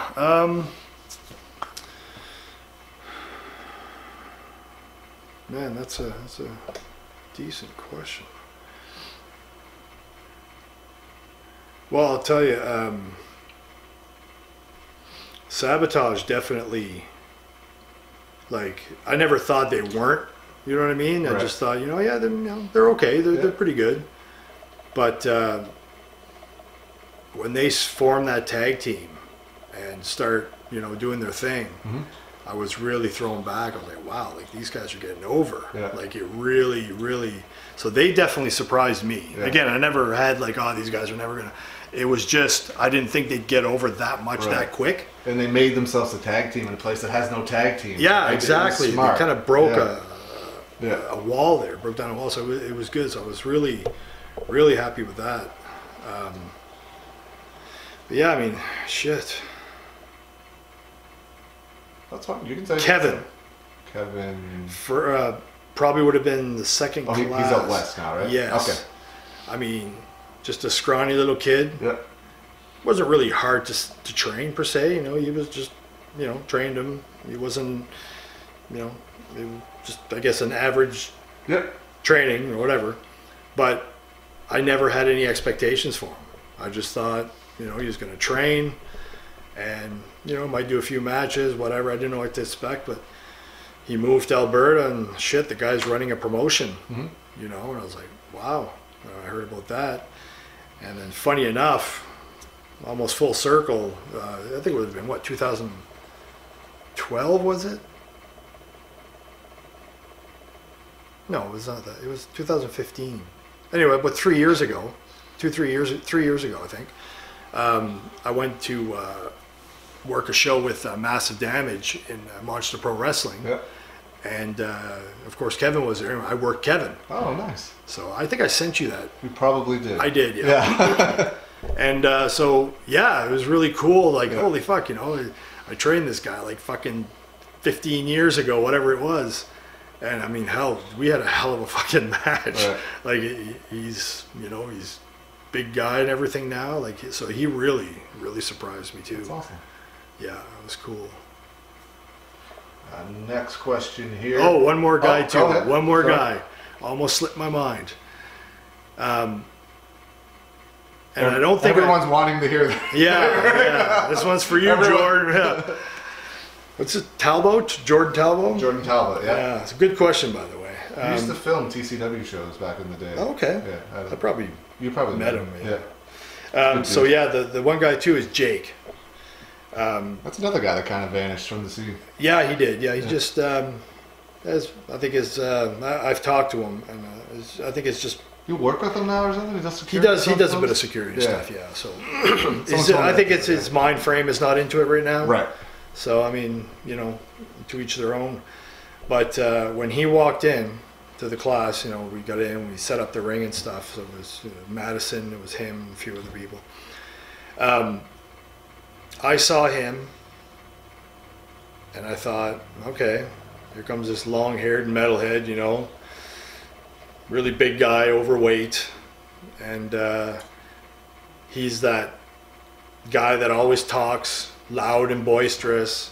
And I think I had to tell him to shut the fuck up, like within an hour of him being there. And I thought, oh my fucking God, what have I got myself into with this guy?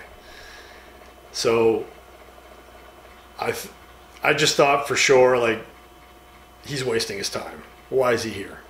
Man, that motherfucker proved me wrong. He showed up. He's the only guy that showed up for each and every fucking session we had for training.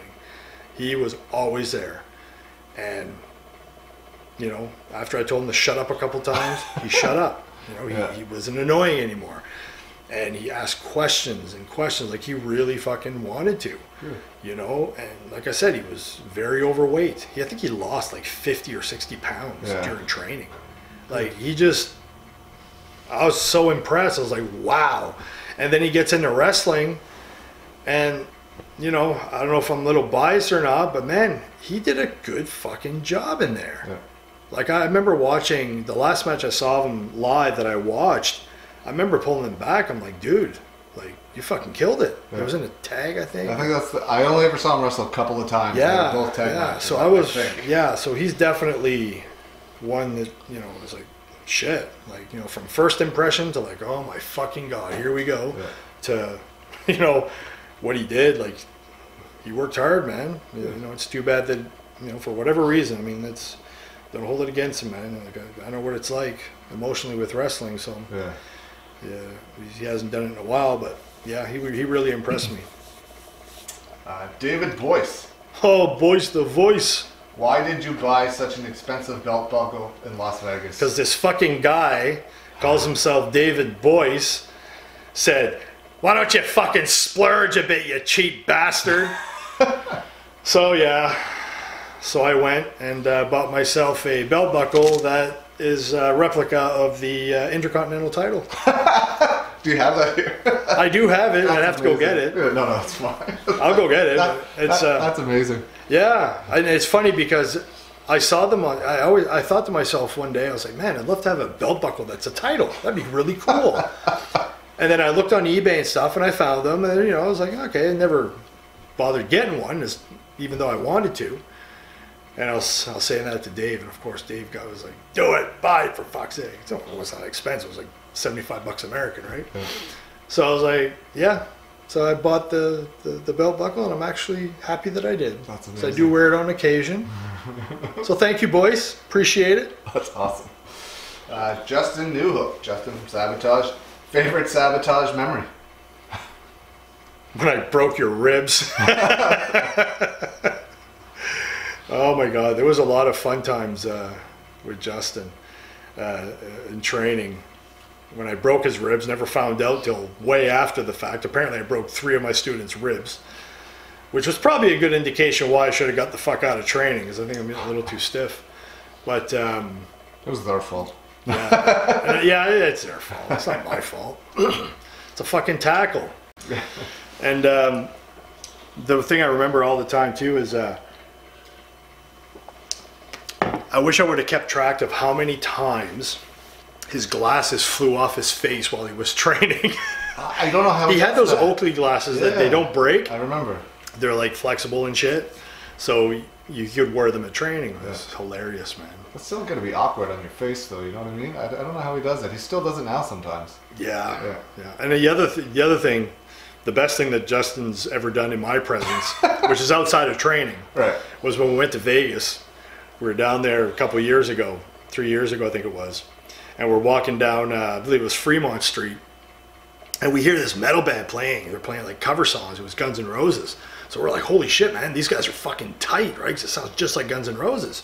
So we fucking, this bar was like upstairs, and we just walk up the stairs. We walk in there, walk in to fucking see that it was karaoke, right? So because I was like, oh, okay, but it was fucking Justin. Fucking jumps on stage. The girl was singing a Guns N' Roses song. Jumps on fucking stage and starts fucking headbanging with her and shit. The crowd's fucking popping. They're like going nuts. Then he sees this blow up fucking pink guitar.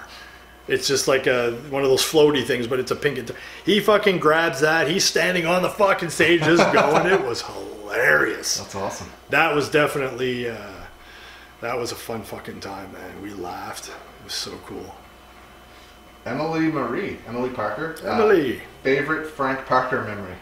Oh, fuck. Where do I begin? God, there's been so many. Man. I think one of my... You gonna pop in there, Cooper? So steal your spotlight. Yeah. I think... Man, there's so many. But I'll say this one because it sticks at the top of my mind because it was like a kind of a feel-good moment. This was, I don't remember the dates or how long ago it was, but you know, Frank, of course, was fighting the cancer thing. You know, he couldn't even sit at a whole show to enjoy it. But fuck, I miss that fucking guy.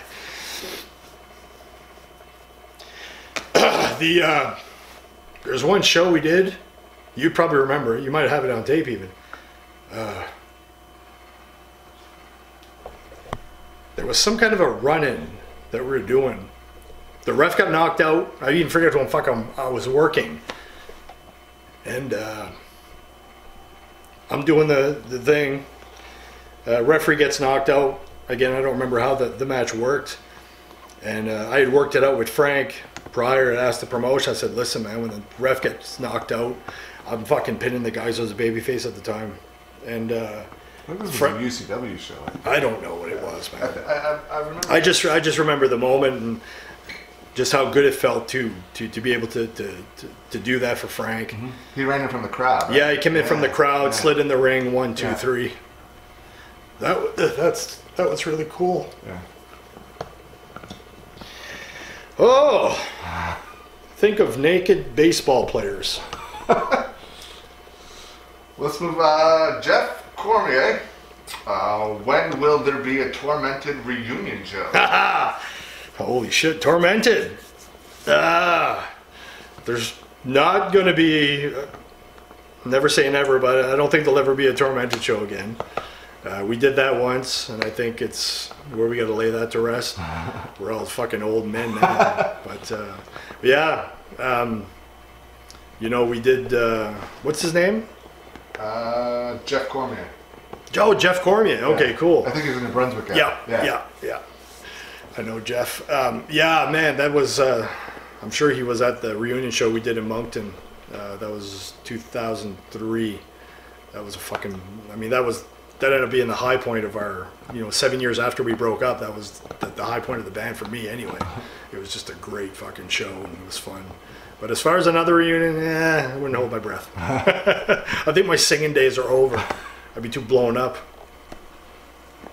Next question is from the East Coast Warrior, the UCW VIP champion, Casey McKay. Casey. What are your thoughts on the East Coast Warrior? Everybody wants to know what you think about them. About him? Yeah. Outside of the fact that he sucks? Yeah. And his makeup looks stupid? Duke got mad at him the other day. Did he? Yeah. Because of the gimmick.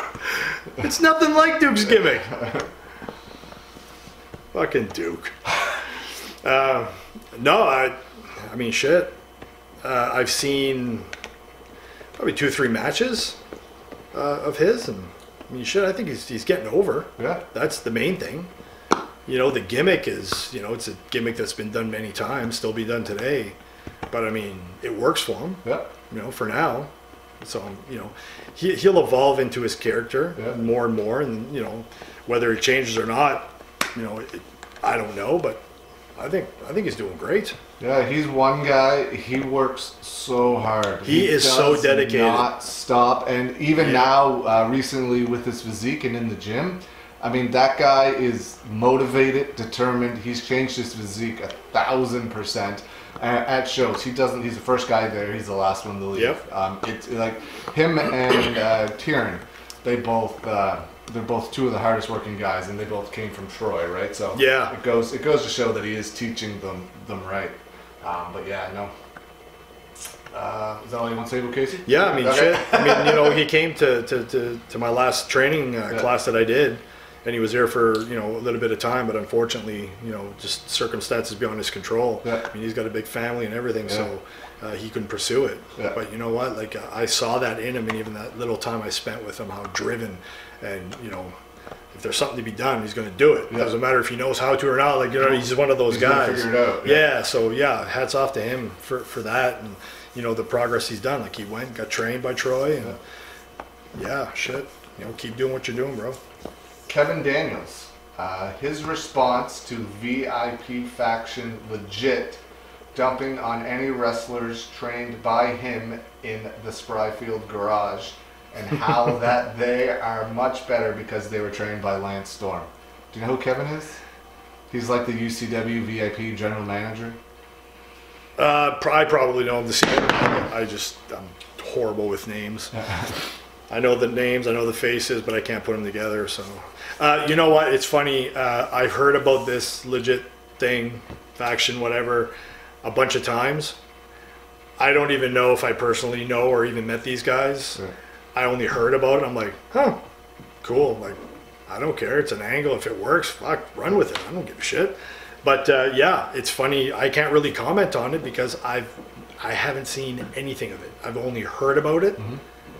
And yeah, I don't even know what the fuck they're doing. Right. All I know is they're trashing me for, you know, the training and, you know, Lance Storm training. That's legitimately all I know. Yeah. Jim Joyce. Jim Joyce. Not so much a question as rather than a statement. He just says, "Thank you, brother." Thank you, brother. Well, thank you, and you're welcome for whatever the fuck you're thanking me for. Maybe it's for the coffees that I bring him every once in a while. Yeah. Another one from He's one guy. Like, yeah, I mean, I know he's done some reffing and stuff. Yeah. But yeah, he is a, you know, his shit was solid in the ring, man. Yeah. You know, super small guy. Yeah, that's what would. You know, I've had one match with him. It was in a tag there. I think it was it Jordan and him? It was me and him against Jordan, and it was in Shubenacadie or of the show he ran. Yeah. Okay. Yeah. It was fun. It was fun. But yeah, he's a talented guy, man. Talented guy, and he looks so much like Jerry Lynn. That's true. I couldn't believe it when I saw fucking Jerry Lynn with his new haircut and reffing. Yeah. I'm like, holy fuck, that's Jim Joyce, man.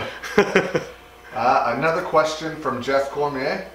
This is not a question, but a request. Please insert as many Emile Dupree impressions as possible during the interview. I'm going to add another name in there, Stu Hart as well. Salty bastard. Yeah, fuck. Emile.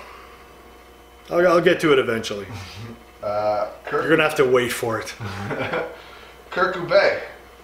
Has my kettlebell t-shirt inspired you to start CrossFit? And who is your favorite Canadian, or what is your favorite Canadian meal? Has your shirt inspired? No, absolutely not. Like the shirt, didn't inspire me for training. Favorite Canadian meal? Acadian. Oh, Acadian meal? Yeah.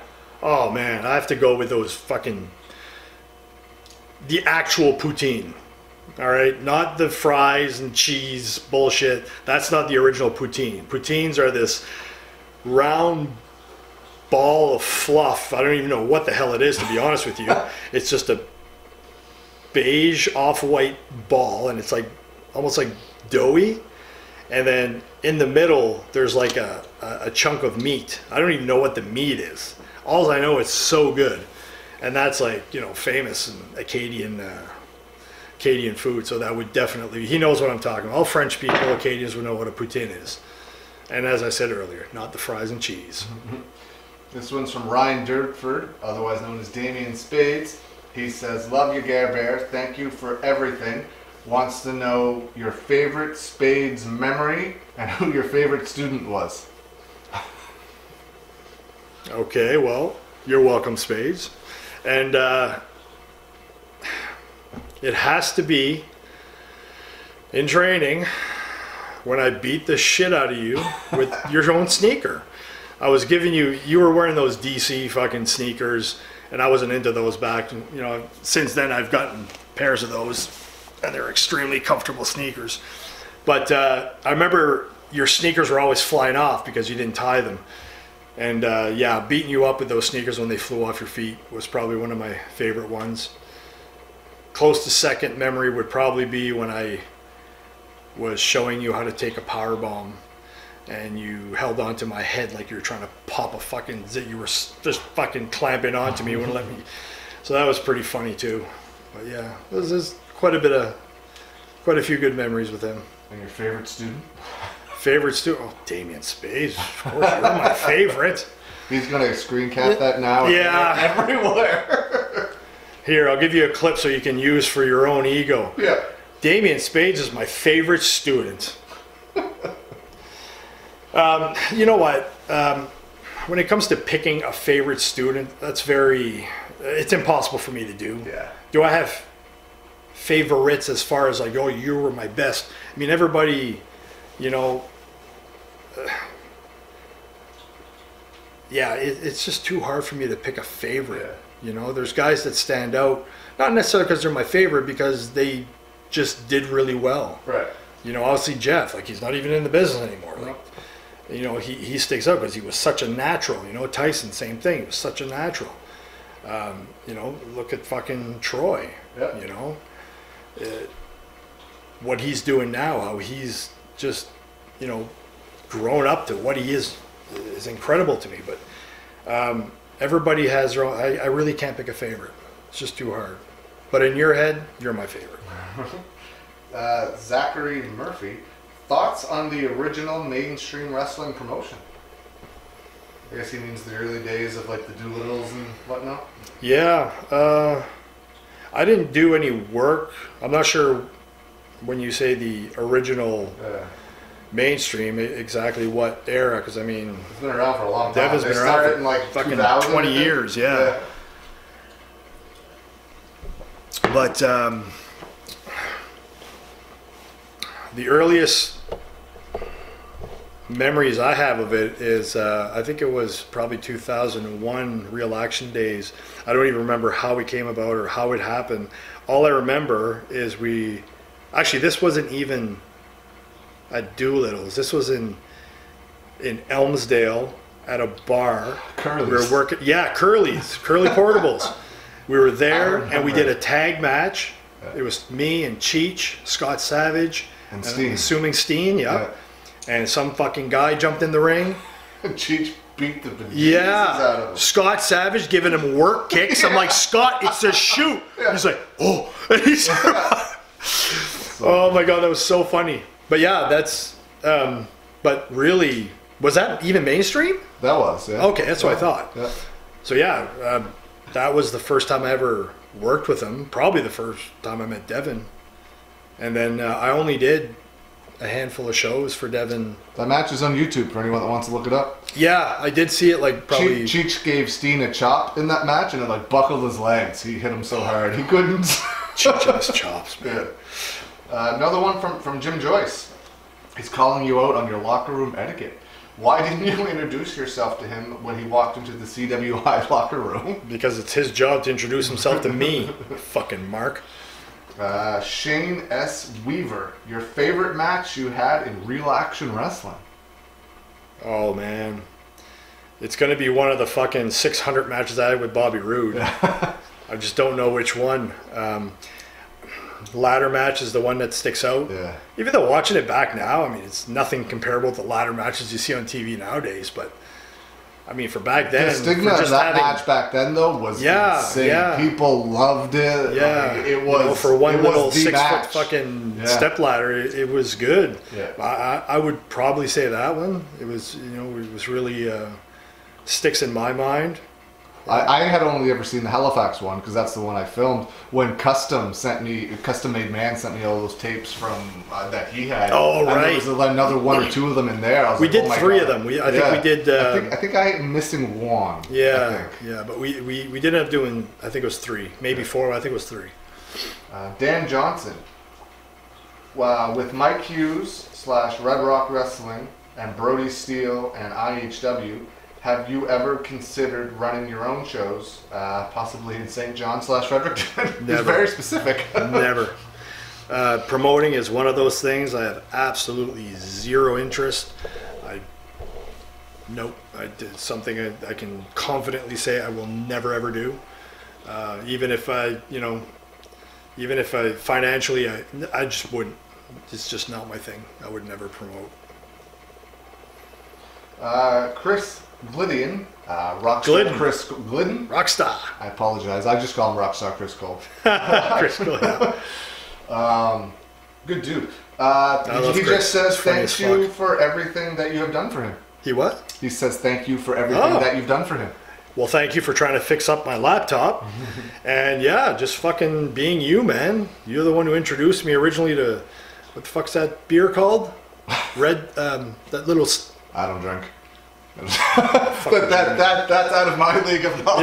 Yeah, I read something. Anyway, yeah, no, cool, man. It's good times. Yeah, he's starting to put all these on iTunes and stuff for me too. Like it's not just going to be on YouTube; it's going to be on iTunes. Oh, he's taking switching the to audio. podcast. Yeah, I have absolutely cool. no idea how to do it. Yeah, so he's doing it all for me, and thank you so much for that. Chris has got like so much knowledge in Yeah. the whole digital. I tried to figure it out for years. I had no idea. I don't get it at all. I know how to rip fucking audio. No, I know how to do that. I don't know how to turn it into a podcast. Oh, to put it and get it onto on the- iTunes. oh, yeah, yeah, Like, okay, I had that- no yeah. idea. Like you have to have a hosting thing and an SLS feed or something. I Yeah, don't know. Chris is your guy for that, Yeah, for sure, man. yeah. No, we talked about it on the weekend, and he started doing it. I have 71 of them, so or this is 72. So thank you. Man, another one from Jim Joyce. He says, Hey, whoa, Jim. he's taking over this. Get the fucking work. He's at work right now, pretending like he's got nothing to do, but he's got a counter full of fucking boots and shoes that he's got to fix and fucking get to work. He says, "Hey, buddy, you have Percocet. Insert gravely French accents." Come on, man. You know I can't say that on film. He's referring to a Jerry Morrow quote that we always say, and him and Bad News like best friends. Yeah. And for those of you who don't know who Jerry Morrow is, look him up. He was actually in the Maritimes years ago Yeah, as I a have tag footage team of him partner. online. Yeah, the Cuban Commandos. Yeah. He was the other guy. But yeah, Jerry, he used to go around and he used to take a few gimmicks, take the pills every once in a while back in the day. And he'd come up to guys and say, "Hey, buddy, do you have Percocet for me?" Really heavy French accent, right? And the guy would say, "No, man, I don't have any perks tonight." But say, fuck you, buddy. I tell you that you call me the N-word. So he'd do that, and we just fucking laugh because he'd always use, because News was always known as a real fucking tough guy. You don't fuck Right. with News. Yeah. And Jerry would just sit there and fucking say that. And, it was just so funny. But it's kind of a inside thing, but yeah. Yeah. Sarah Otis, I don't know how to pronounce her new last name, but Sarah Publicover from Yep. back in the day. Yeah. She says, "Timmy, LOL." Tamar! Tamar? She wants to know the best fight you were in. Maybe she means match, or unless she knows something I don't. I'll take it as a match, yeah. Yeah, and best pork chops. Wait a minute, best fight? That was with her. Yeah, maybe that's what she's talking about. Best match you were in. You were talking about Bobby Roode. Yeah. Yeah, and this could probably go a long way. Best pork chop supper. Best pork chop supper? Did she cook you a pork chop supper? I'm She assuming? probably did. She did a lot of stuff for me. Yeah. Christ, I basically lived at her fucking house there for some of the years touring, I was always over there. I don't recall specifically, but I'm sure there was probably parts of that ate a ton of times there. But yeah, I'll just the wall of Gary is infamous. Yes, all the posters. Yes, that's right. And she best still have it up in her. I'm sure she does. Yeah. No, sorry, I don't specifically remember Jesus Christ, I can't remember my fucking name at times. I think I'm going to remember a meal from fucking 15 years ago. Shane Wilkie, favorite memory from working at the North Sydney Forum? Oh, wow. North Sydney Forum. That's one of the places, that I've wrestled a lot of matches. Best memories from that. I don't know. I'm trying to think of one that specifically sticks out. There's one that comes to mind right now is Cheech and I. And this is Real Action Wrestling, and we were having, I guess, hardcore matches, whatever you want to call it. But we did a stipulation where the fans bring the weapons. It's always a good idea. Never did that again. I mean, the fans brought toasters, keyboards, cheese grate, like you name it. Yeah. And of course, if you're going to call out a fans bring the weapons, you got to use them. Yeah. So that was very interesting. Not sure if it was my favorite memory, but it's definitely a memory.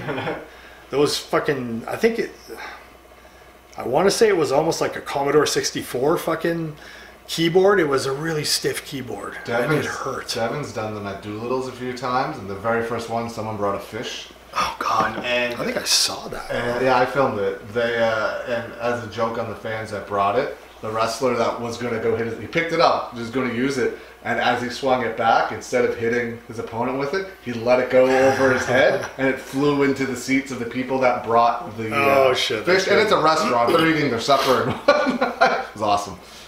That's great. Another one from Dave Boyce. Speak on how special the CAC is to you and getting together with old friends like Massive Damage and Steve Rivers. Oh my God, Jesus.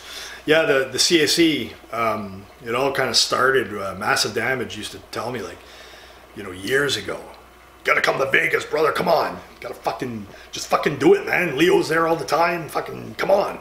So anyway, I always thought Vegas, it's so expensive, I can't just fucking go to Vegas. And anyway, fast forward, how did it originally? It was Ron Hutchinson, I think, that planted that seed. Yeah, because he goes every year. Yeah, well, he's on the board. On the board, yeah. So I believe when Ron came down to do a seminar with the boys, I think that's when James was really interested in going, and of course was, talking to me and just, got me to. We looked into it finally, and realized holy shit, it's not expensive. You can fly to Vegas for cheaper than flying to Toronto. It's really fucked up. Yeah, it's because they want you to come spend money at the casinos, right? So whatever the case may be. Yeah, for the most parts, it's just so much cheaper to fly in the States. Mm-hmm. I mean.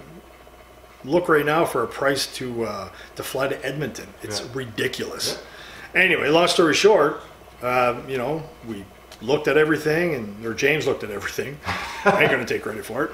And, figured, shit, we can do this for, so much cheaper than I thought. So, we start going to the CAC, and, man, we were definitely missing out. Massive Damage was right. It's just to go there. And it's not necessarily, the banquet or the awards and, the functions of the CAC itself. It's the fact that you get all these wrestlers from literally around the world, and, from coast to coast, and just that they all gather at one spot. The guys that, I grew up watching, guys like Jim Brunzell, and I could go on forever. But there's just, you never know who's going to be there. Yeah. You've got, one year it was, Kevin Nash, Scott Hall, X-Pac, like they're all there, DDP, Jim Ross, like you just don't know. Anybody and everybody can show up.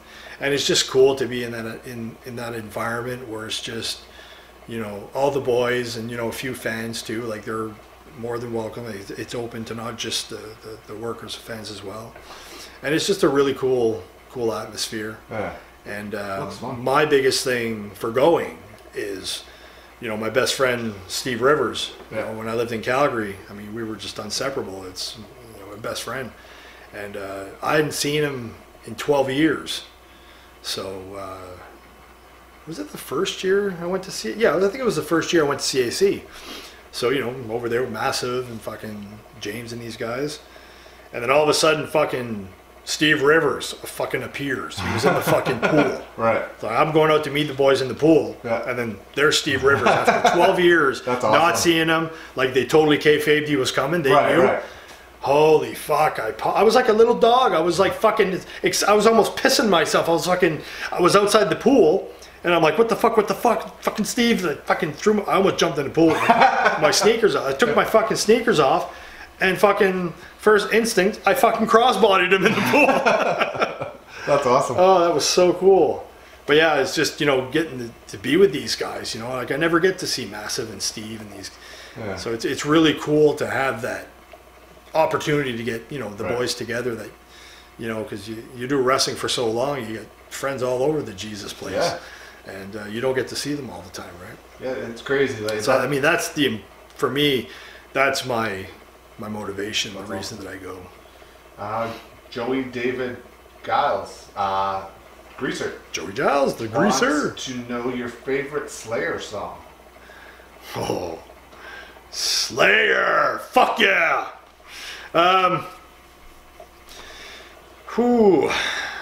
would have to say I know my 3 favorite songs for Slayer. I just don't know what order they are. And it's War Ensemble, Seasons in the Abyss, and Angel of Death. So we used to, my band Tormented, which was brought up by a guy earlier, by Jeff. We used to play those 3 songs back to back when we did our gigs. It was so fucking cool. We'd open up with Seasons in the Abyss, and then we'd go right into War Ensemble, and then do the Impossible and go into Angel of Death. And we pulled it off pretty damn good. So yeah, definitely my 3 favorite songs. Which one would be my favorite? Not sure. There's one more here, but I lost it. Where did it go? It was from Vance Bazanson, and I believe he asked, is there anybody in the maritime wrestling scene right now that you would love to have a match with? His question disappeared. Oh, there it is. Is there anyone in the current maritime wrestling scene that you'd love to have a match with? That's exactly what he said.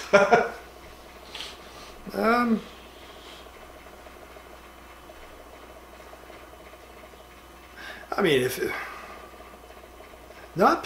and this is no offense to anybody, but not really. Like, there's nobody that, I'd love to have, I was never, good question, but to be honest with you, no, like, and again, it's not a diss against anybody. It's just, at this point in my career, I'm not physically wrestling anymore, so I would be involved in stuff, but just, no, not anybody in particular, no. There's no one that, like, if you were going to have a match tomorrow with somebody, there's no one's name that, like, jumps to the front? Like, did someone's name pop into your head when I said that? No. Okay. No, it didn't. Like, it honestly didn't. I'd have to think about it and sift through the people and be like, I'd like to work him. But so yeah. Like one more match with Bobby Roode, maybe? I'd never be able to keep up with him. Jesus Christ.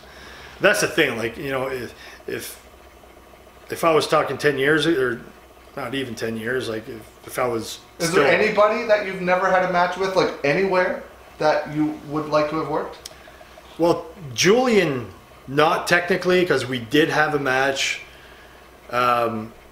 last year, a couple of years ago, but it was in a 3-way. Right. And I got eliminated first, so we didn't really get to do a lot, but we always talk about how, out of all the shows we've done together, we've probably done hundreds of shows together, and we never got to work one-on-one. So that's a good one. Yeah, definitely. Really nice. All right, that's the end of the fan questions here. I got a couple more.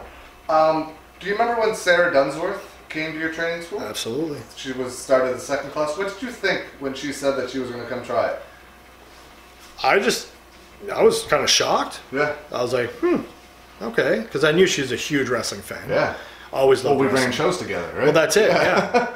And it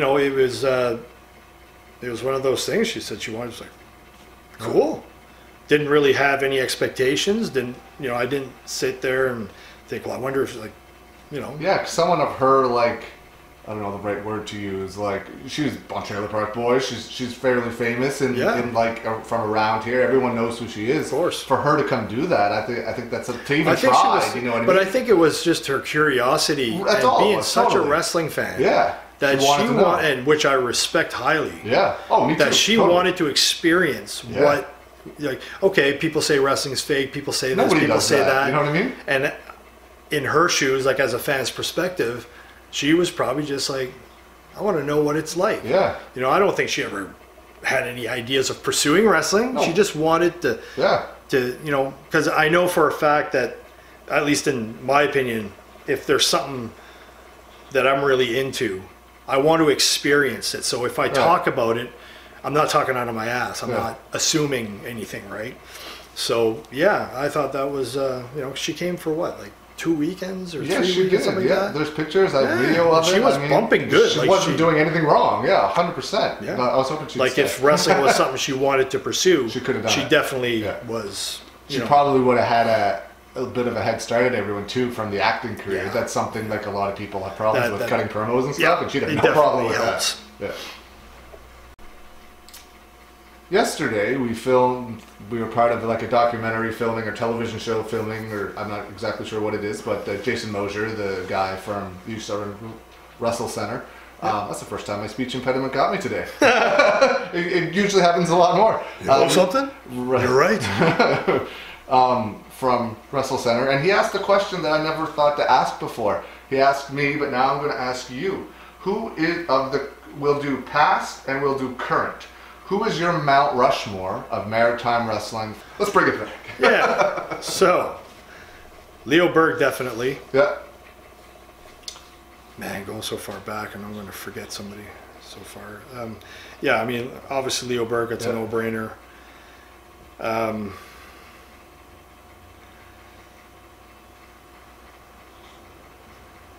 Christ, I have to put Mike Hughes in there. Yeah. Mike's definitely in there.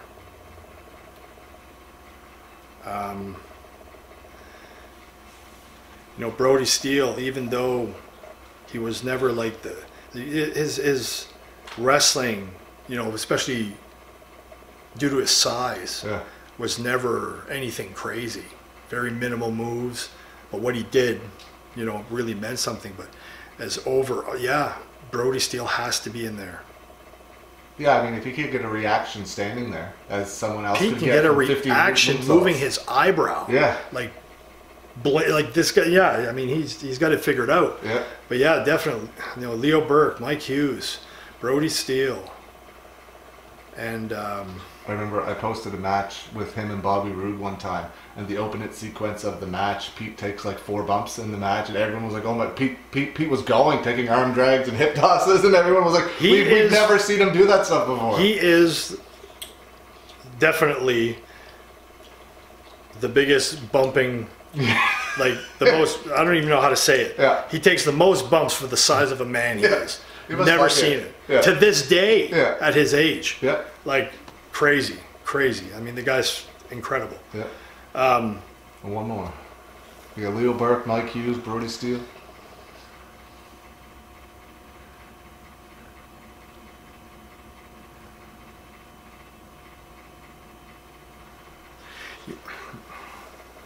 See, I'm having a toss up in my head of like, do I go with who are the best workers, who made the most impact in the maritime res? Like, it's such a subjective question, and my brain's just saying, well, what does he mean? Because if you were to pay for a ticket to go watch somebody, that answers my question, because I was thinking, well, Emile Dupree, look what he did. You know, but again, would you? Okay, so putting it in that degree, it's more so as a wrestler. Yeah. Just okay, definitely. You know, of course, we got Leo, Mike, Brody. And it'd be hard to put the promoters in there because they're the ones that ran the show. You'd have to put Al, you'd have to put Neil. You know, it'd be a different list as a wrestler. Yeah.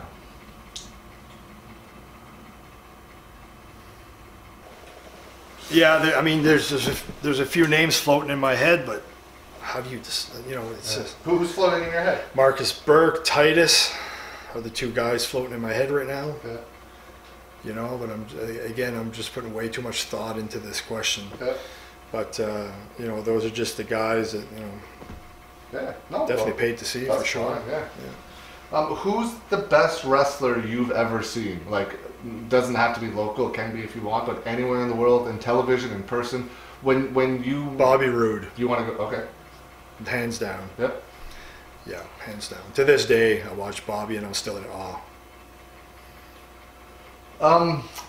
You were around back in the day when Grand Prix was drawing huge crowds, when Real Action Wrestling was drawing huge crowds, before the days of social media, even really the days before much of the internet as we know it was around as much as it is now. Nowadays, the shows don't draw as well as they did back then. And there's more avenues of ways to advertise now. Why do you think that is? With less advertising avenues back in the day, you guys drew more people than they draw now with more ways to advertise. I think it's just, you know, outside of, you know, the times have changed and the business has become a completely different machine than it was before. There just wasn't, you know, back in the day with the Grand Prix, so we'll go with the 70s and the 80s, there just wasn't a whole lot to do. Right. You know, like you were at home, you could go to the drive-in theater, you could go to a disco. Like, it's just, there wasn't really that many options. So when something came to your city or town, like, you know, wrestling, shit, you'd go to it, you know, and it was affordable back then too. It was really... Yeah, ticket prices have gone up. Oh, of course, yeah, as everything, the cost of living, inflation, of course it's gone up, but it just, yeah, it's... Back then, my take on it is definitely... Today, there is so much to do. It's such a fast-paced world. There's a million things to do at any point of the day. Right.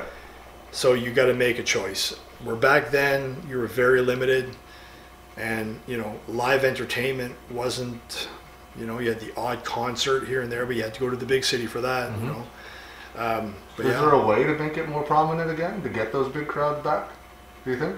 Well, how would you do it? I mean, or is there a way? I mean, obviously, putting out a good product, which is happening. Yeah.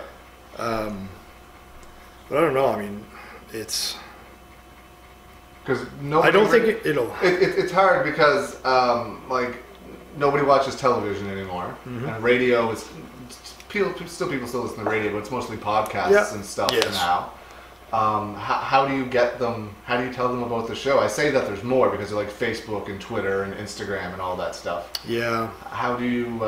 Which clearly it's working okay because you're getting a few hundred. It's not that it's not working, but you're not getting 1,000. Working well for self-promoting. It is. That's amazing aspect of it, but as far as the promotion you guys had itself, not that at all, and you were drawing 1,000, 1,500 people in Halifax every couple of weeks. Yeah, it's strange, but I just think it has to do with just there wasn't that much to do. Right. The internet really threw this whole fucking world for a curveball. That changed everything. It changed politics. It changed human life as we know it. Yeah. I mean, the internet's just such a huge factor in everything, you know, that we experience nowadays, and wrestling is no different. And I think just now that everything is accessible, you know, and the fact that, you know, there's a wrestling show locally, but you know you can see it in a couple hours online, or you can see it tomorrow. Like, I don't know, it's just... I couldn't imagine...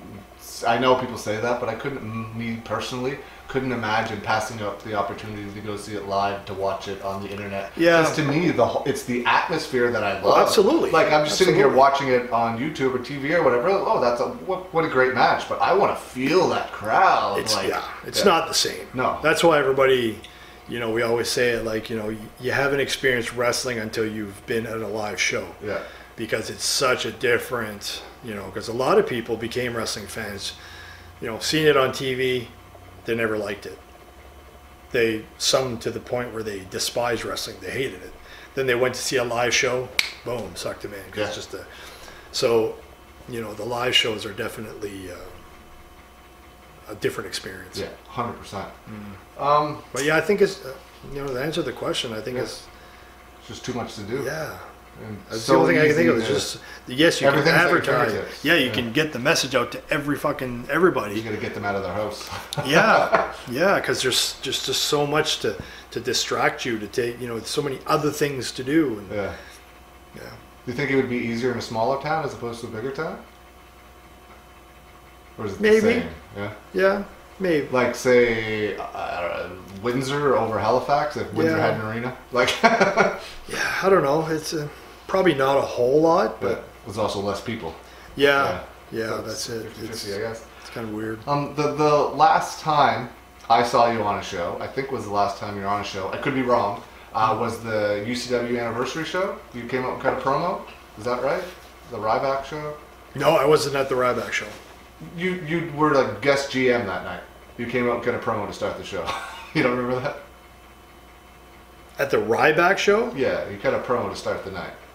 Oh, fuck, that's right. That's right. I'm thinking to myself, no, I never met Ryback. Yeah, well, it's because I actually nobody didn't even met talk to him. Ryback. Like, he came, showed up, and left. Because I just got a flash in my head. I'm like, yeah, he was wearing that black leather jacket all night. Yeah. I'm thinking, kind of keeps to himself, doesn't he? Yeah, no, he didn't talk to anybody. And that's why I was like, fuck yeah, that's right. Because I didn't talk, I felt like I didn't even meet the guy. Right. But that was the last time you Yeah, because he couldn't work because he was injured or some shit. Even though he's wrestled like the next night or something. He was. I've met him a few times. He's an interesting guy. I think I actually told you that story in the car one time with Diener and Dukes. Of the hotel lobby story. Yes. This is a question isn't even about him. But that was the last time you were on a show. Why haven't we seen the Wildman in almost 2 years appear on a show? I've been to some of the shows. Yeah, like in front of the crowd, like back in the ring, or No, I've been to some of the shows, but Yeah. only backstage. Right, I just don't do anything. Yeah, as a fan's perspective, why haven't they seen you on a show? I've seen you at shows. I don't know. I just, physically, could I go and still have matches? Yeah, I'm not saying that I never will again, but for definitely for my health, like I went through some injuries that just fucking plagued me for a long time. Right. I mean, even to the point where like your shoulder or something. No, well, my shoulders were bothering me, but it's more so damage in my neck. Oh, okay. And it got to the point a couple of years ago after I did a bunch of shows. How long ago was that? 2016. Yeah. With the Jason Rumble and whatnot? Yes. Yep. 2016. And so when I was doing those, I kind of doing like not a comeback, but just kind of get back in the groove. I was feeling good. Got in good shape and everything, and just right after that, man, it'd start catching up to me again. Yeah. And because you got in tremendous shape back then. Yeah, I get in really good shape and everything, and I figured, fuck this, I'll just fucking work through my injuries. Who cares? Yeah. But it didn't do any good because I just got injured even more, and not specifically injured, just the wear and tear and the past injuries just crept up on me, and for literally it was about 7 months, and this is no word of a lie, like for that period of time, awake or sleeping, I just had radiating, shooting fucking pains going down my arm constantly. And it was from my C6 and C7 are really damaged, compressed, and all screwed up. And it's just damaging the nerve. And it gone to the point where my left tricep here actually atrophied Oh wow. Quite a bit. Like no, it's definitely noticeable. Yeah. But I'd say I kind of lost the whole bottom part of my tricep. That's crazy. Yeah, and I was like, man, and I was just like, I can't fucking do this anymore, man. Right. Like and funny enough, that was one of my biggest fears because I remember when I met Paul Orndorff, the shape he was in, Right. and then I met him. He came down to watch. It was me and Renee. We were doing a show anyway. When I met him, and of course he's got an atrophied arm from nerve, and I always thought to myself, man, that would be horrible.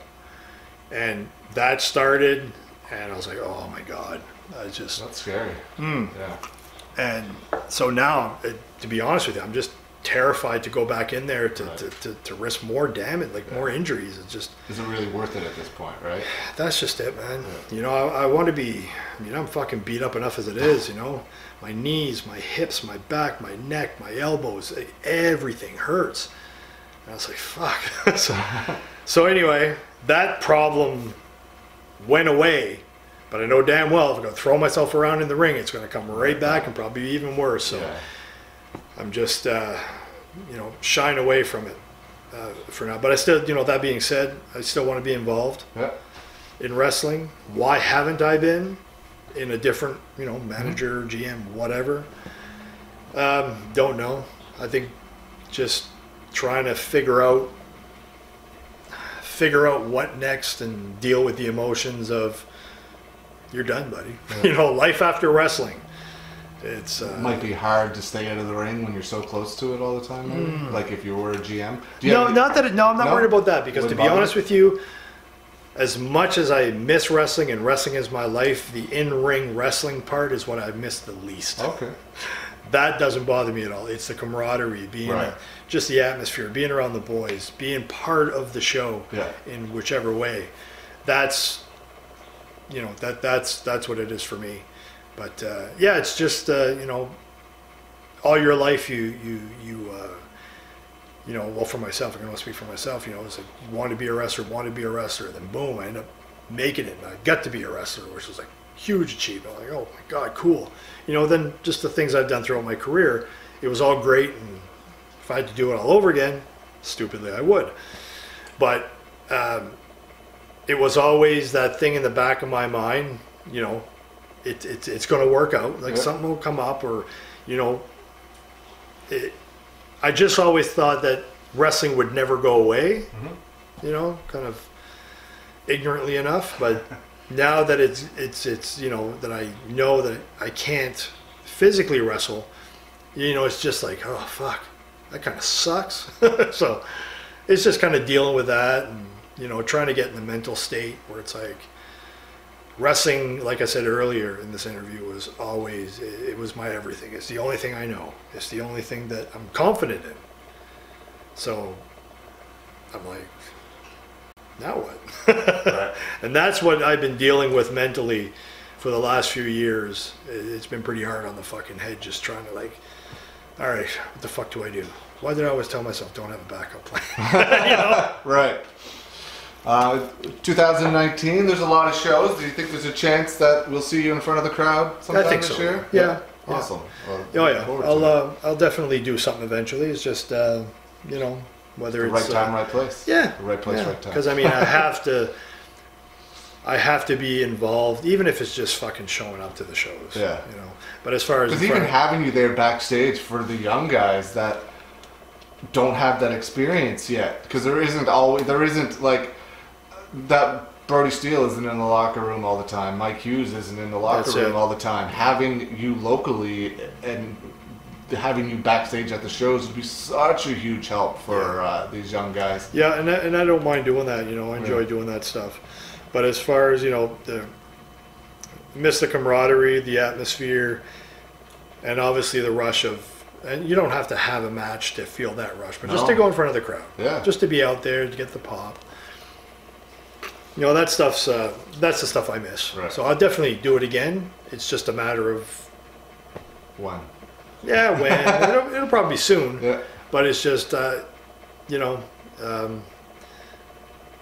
just try to get out of my funk, and I think maybe being involved more, doing a different role, whatever the case may, whatever it is, might help with that. You heard it here, folks. Guaranteed. Wildman Gary Williams returns in 2019. Is there a high point, or what is your? Yeah, is there a high point of your wrestling career? What's your favorite moment in your career? Do you have one? One that sticks out above everybody else? Is it like the WWE match in front of 20,000 people, maybe? Well, that was definitely. Or is there something else? I mean, as far as like wrestling in front of that many people, yeah. I mean, that'd be the most people I've wrestled. It was like 18,000 plus. So that was definitely a rush. That was, you know, if you're talking specific moments. Yeah. That was definitely a high point, like being able to, you know, even though it didn't really go any further than that with WWE, that, you know, was definitely my high point with that company. Yeah. So, you know, that's definitely a moment. Yeah. But to you, what's your best? What's your favorite? Well, like I said, for a moment, that's definitely that's it. That would be like, wow, like the shit going through your head and the experience and the emotions and the, you know, I've done it, I'm here. Like just, even though it only, you know, didn't last very long, it's just, it was still, that was more really than most cool. other people get. Yeah. Exactly. Like it's, but as far as, I guess if you want to call it moments, or what really sticks out was doing that CWI tour. Okay, yeah. I mean, that was... Hulk Hogan was on that. Yeah, it was amazing. You know, like... Even though it left such like a bad taste in Newfoundland and whatnot? Yeah, but that was only over fucking hotels not being paid or some shit. That was to do with the promotion, the business side of it. As far as the boys, we all had a fucking blast. Right. You know, yeah, I mean, for me, when I went there, all the indie guys that were there, you know, you had the Flatliners, Matt and Nick, and you had all these guys that were there, like RJ City was there. Guys I'm forgetting too, I'm sure, but the indie guys and all the superstars that came. The old WWE roster. It was incredible. I felt like I was fucking, you know, in WWE back in 1990 or something. Yeah. It was incredible. You had the Nasty Boys. You had the fucking Steiners. You had fucking Brutus Beefcake. You had fucking X-Pac, Hulk Hogan, Mick Foley, the Bushwhacker, the Tatanka. My God, the list goes on. And there's a picture somewhere of you guys all together. Yeah, Luke always shows that crazy. picture when he's showing his gym. Yeah. But it was just Steve Corino. The fact that Hulk Hogan was on an indie show, like that's pretty crazy. And that was the first time meeting Hogan, which was really cool, because I mean, I don't give a fuck who you are. Even Brody Steele would be fucking marking out a little bit. I'm not sure if he's met Hogan or not, but if he hasn't, I'm sure he you know, it's just, you know, for me, Hogan is wrestling. Hogan changed wrestling to what it is today. Like, you know what I mean? Like he's the one who took wrestling from underground to mainstream. You know what I mean? In my opinion. And meeting him was fantastic. Awesome. He was a super cool guy. That tour, it was only a week. We were gone about a week. Bolin, fuck, he was Highlander. Jesus, he's like, those were some of the indie guys. Well, Highlander's not an indie guy. He was the Highlanders in there, but yeah, I gotta thank him because he's the one who got me on that tour.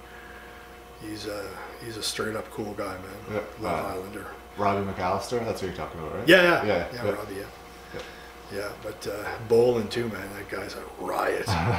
He's not too far away from fucking flesh, man. Crazy motherfucker. Love him. Now, what a fucking talent. Yeah. God. He was in OVW for a while, right? Is that him? Yeah, he was in Impact and OVW. Yeah. He's done quite a bit of stuff, Is there anything else you want to mention before we wrap things up here that I may have forgotten? Anything else you wanted to talk about? I don't think so. No? Do you have any closing comments for any friends, family, or fans that might be watching this? I got one story. Okay, well, just let me change. So yeah, I mean, in finishing, I guess there's only one more story. I kind of promised to say. I threw in one little thing earlier, but this one's for you, Jeff. Back in 97, I was on tour. It was Edge, Christian, Don Callis, they're all on this Grand Prix tour. Rick Martel too. Rick Martel, yeah, tons of guys. But so anyway, Emile walks into the room and he goes up to Jay. Actually, no, this was in 1998. It was 98. It was only Jay, Christian, that was on the tour because Adam had just got signed. So Emile wanted to get in touch with Don Callis. So so Christian and I are sitting on the bench in the locker room, and we're shooting the shit. And Emile walks in. He comes in. He goes, "Jesus, Christian," he says, "You know your buddy, your good buddy from Winnipeg." Jay's just like, "You know your good friend, your buddy there, long hair." He goes, "Winnipeg." Jay goes, "Don Callis, you know him?" And he just said that, "You know him?" Like, I was like, "Are you kidding me?" Jay and I just start fucking laughing. He's asking Jay, like, "You know your good friend, your buddy there from Winnipeg?" And he's like, "Oh, Don Callis." And he's like, "You know him?" I was like, oh my God. We laughed. It was, it's a story that, you know, I still say, that Jay still says, you know, it's Emile had some good times with Emile, man. We're a couple years ago, were you at the Grand Prix show where Edge just showed up in Bridgewater? No, I wasn't. There was like 3 people in the crowd, and Edge just showed up backstage. Yeah, because he was... like, he was filming Haven or something. Yeah. That's pretty crazy. Yeah, because... yeah, I was talking to him about that because he went down for the show. Was Lanny on that? I don't remember. I don't remember what it was. Anyway, a few years ago. Because he was filming Haven Yeah. down in Chester, so he went down for the show. But there was a reason, or somebody contacted him. I don't know what it was, but anyway, yeah, I forget what it is. But yeah, I wasn't at that show. Yeah, that's pretty crazy when you think about like who he is and just showing up, Grand Prix. You know what I mean? know. It's awesome. It's is good of him. But yeah, to end this this interview, you know, obviously I want to thank the fans. That's a no-brainer because without the fans, there's no us. And but also I think somebody, you know, I personally want to thank the guys that got me into the business, you know, and going by chronological order, Todd McPhee, Frank Parker. If it wasn't for those 2 guys, I would have never been able to contact, you know, to get to know Emile and get into wrestling. You know, I definitely want to thank Emile Dupree for giving me a chance, the opportunity to get in there. Hubert Gallant, I mean, the list goes on, like Hubert Gallant, Butcher Vachon, Cuban, these are all guys that helped me when I was originally training for those 5 weeks. In 3 sweaters? Yeah, well, no, not when I was training. The thing is, when I first met Emile, that was the 3 sweaters. Yeah. Once I started training, you have to put on weight. Yeah, that's when Emile looked at me and said, you know, another Emile story, Jeff. So you're getting them now. I went the 3 sweater story. Yeah. So I'm 180 pounds. I'm getting to meet Emile Dupree. And so I piled on like 3 sweaters to make myself look big, but Emile's no fool. He's been around fucking guys all his life. He knows sweaters and weight. So I got my hair down and everything. So I walk in, meet him. Long story short, he likes my look. You know, 6 feet tall. So he's, you know, you're a tall guy. You're good. Blah, blah. And so he says, you know, put on some size, and then come see me in 3 months. This would have been like October, November of '96. So I'm balls out. I'm like, okay, time to fucking grow. So I get on the fucking juice, right? I'm taking fucking testosterone. I forget exactly what it was, but in 3.5 months, I went from 180, and this is no word of a lie. I was about 185. I went from 185, and I got up to about 230. Yeah. Like I fucking boom. Yeah. So it was 3.5, 4 months later. It was time to go see Emile again, and then talk about, you know, because he was going to start running again. I went to see him again, and he's like, Jesus Christ, you put on some size. I just looked, I said, well, man, you told me, that's what you told me to do. Like, oh, okay.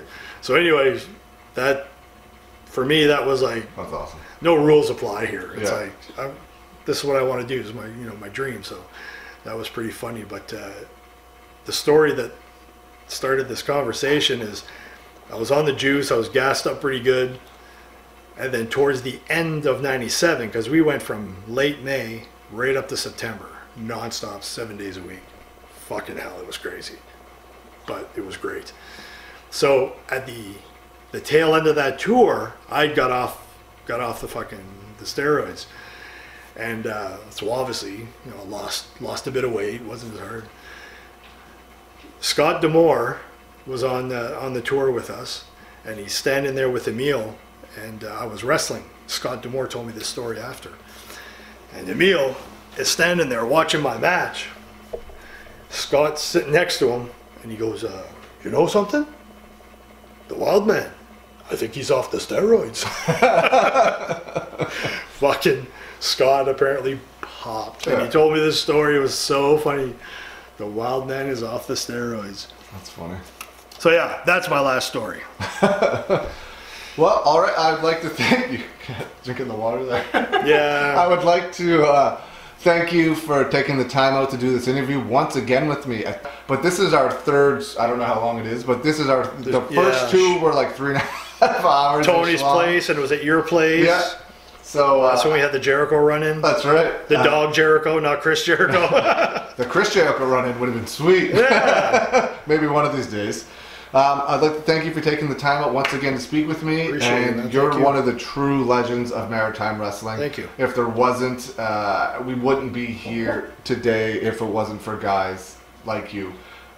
You've helped me so much over the years with absolutely everything that I've ever been a part of, and probably wouldn't be sitting here today doing these interviews if it wasn't for you. So thank you for that, and thank you for everything that you've done and will continue to do for maritime wrestling in the future.